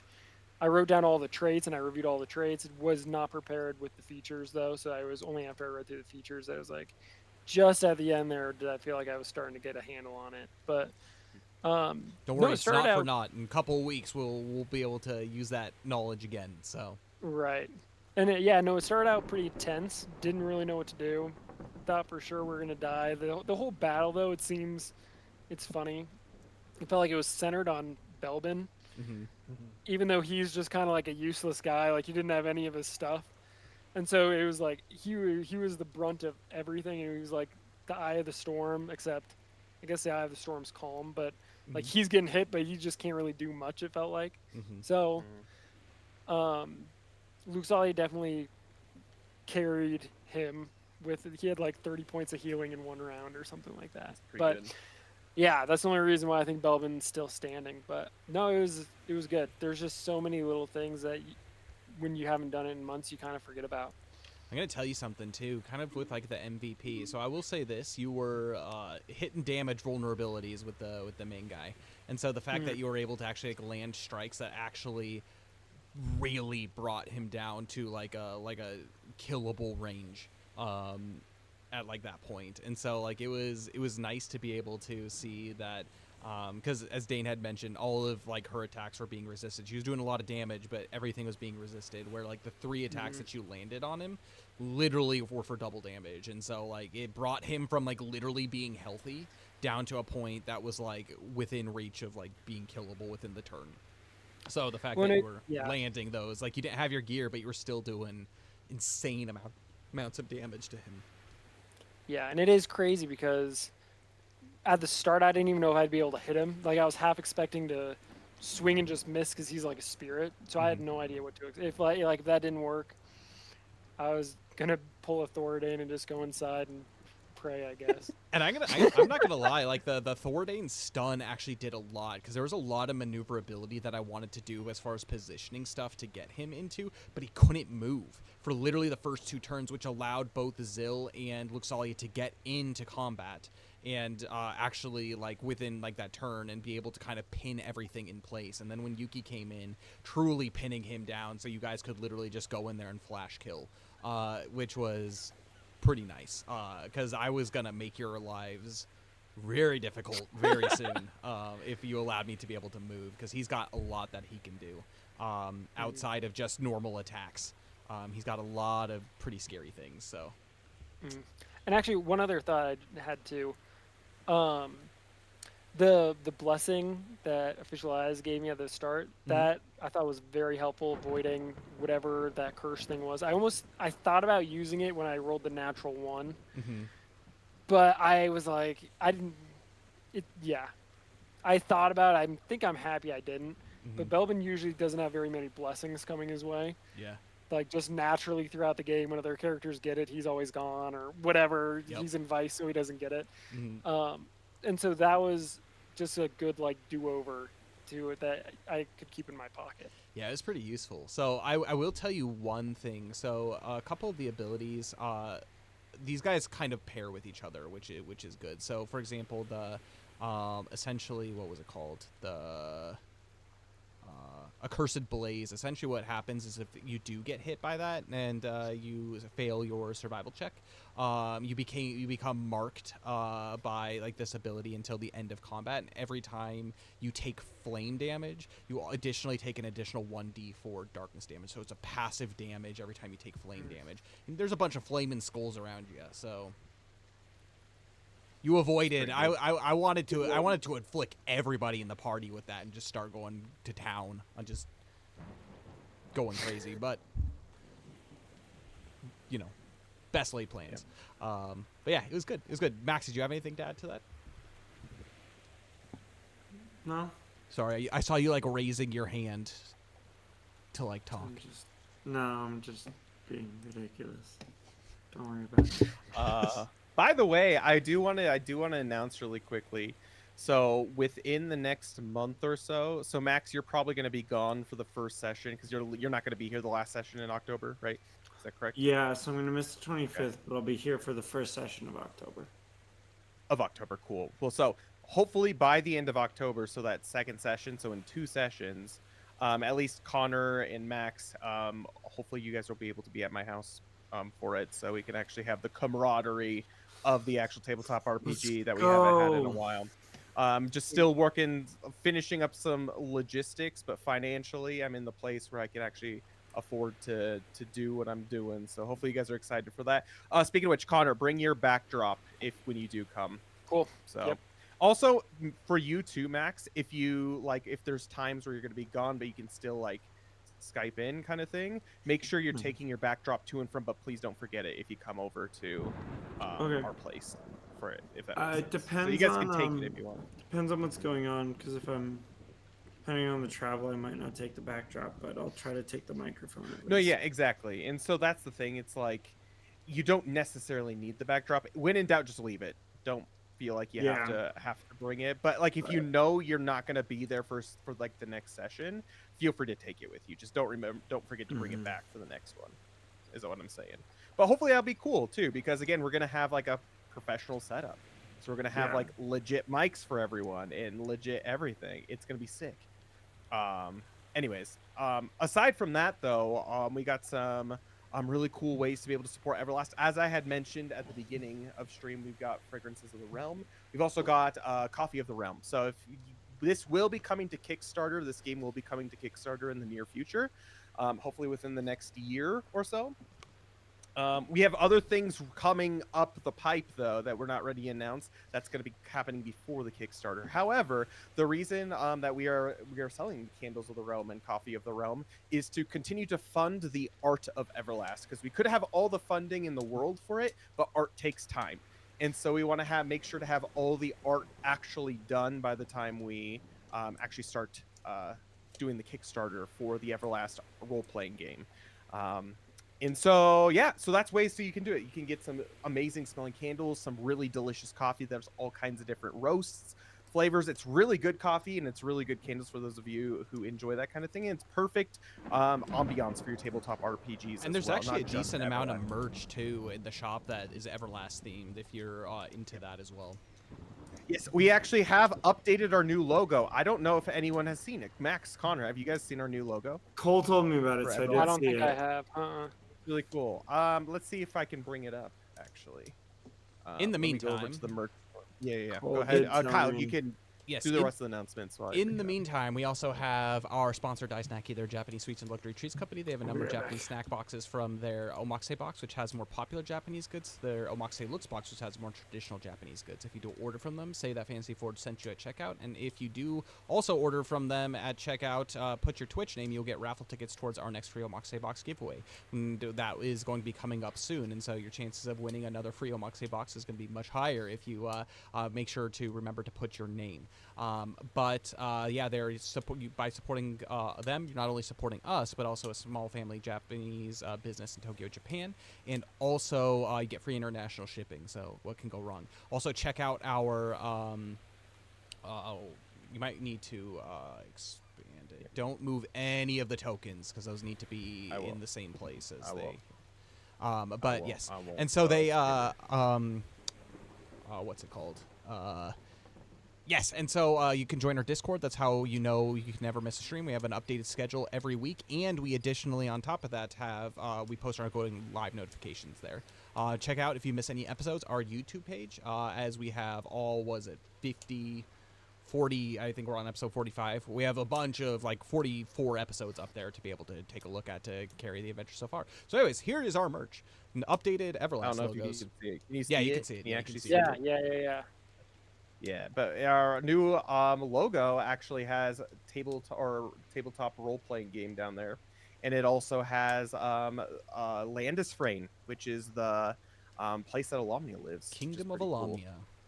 The Kingdom of Alamnia. So the reason we decided to change up the logo a little bit was it made it really tough to actually center the logo because it's really right side heavy of the logo, so it kind of balances it out, but it also looks really nice, I think. And so all of those are updated, as well as all of the character, for example, let's look at Luxalia's shirt here. It's updated with the new logo in it too. So there's lots of ways, but yeah, by supporting the merch store and by buying the products, it actually does go towards helping the creation of Everlast. So we appreciate it. Thank you. Excellent. I think that's it for today. I don't know if there's any other notifications, but thank you all so much for joining us as usual. Everlast is always great, and it's amazing to see so many of you, especially those that we haven't seen in a while. Hopefully you can continue to keep enjoying Everlast. Our next session, as mentioned, it will be the 12th, 10:30 a.m. JST. I know starting in November, Daylight Savings Time is going to be happening, and we need to discuss how that's going to change things. But at least for the month of October, we will be continuing to stick to the same schedule. And again, if you want to know what time that is in your time, join our Discord because it does. The time is updated to whatever your computer time is set at. So. as for me, 10:30 a.m. JST. It's going to be very different for you in the West, as you have you're basically a day behind. So, and it's the evening. So, make sure to do that. Take a look at that. But other than that, I think we are good to go for tonight. God bless you all. I'm praying for you. Pray for me. Pray for each other, and may Alamnia guide you. We will see you all on Monday, or at least I will see you on Monday for some more Final Fantasy XII Zodiac Age, and for many more of our streams coming up in this next week. Bye, everybody.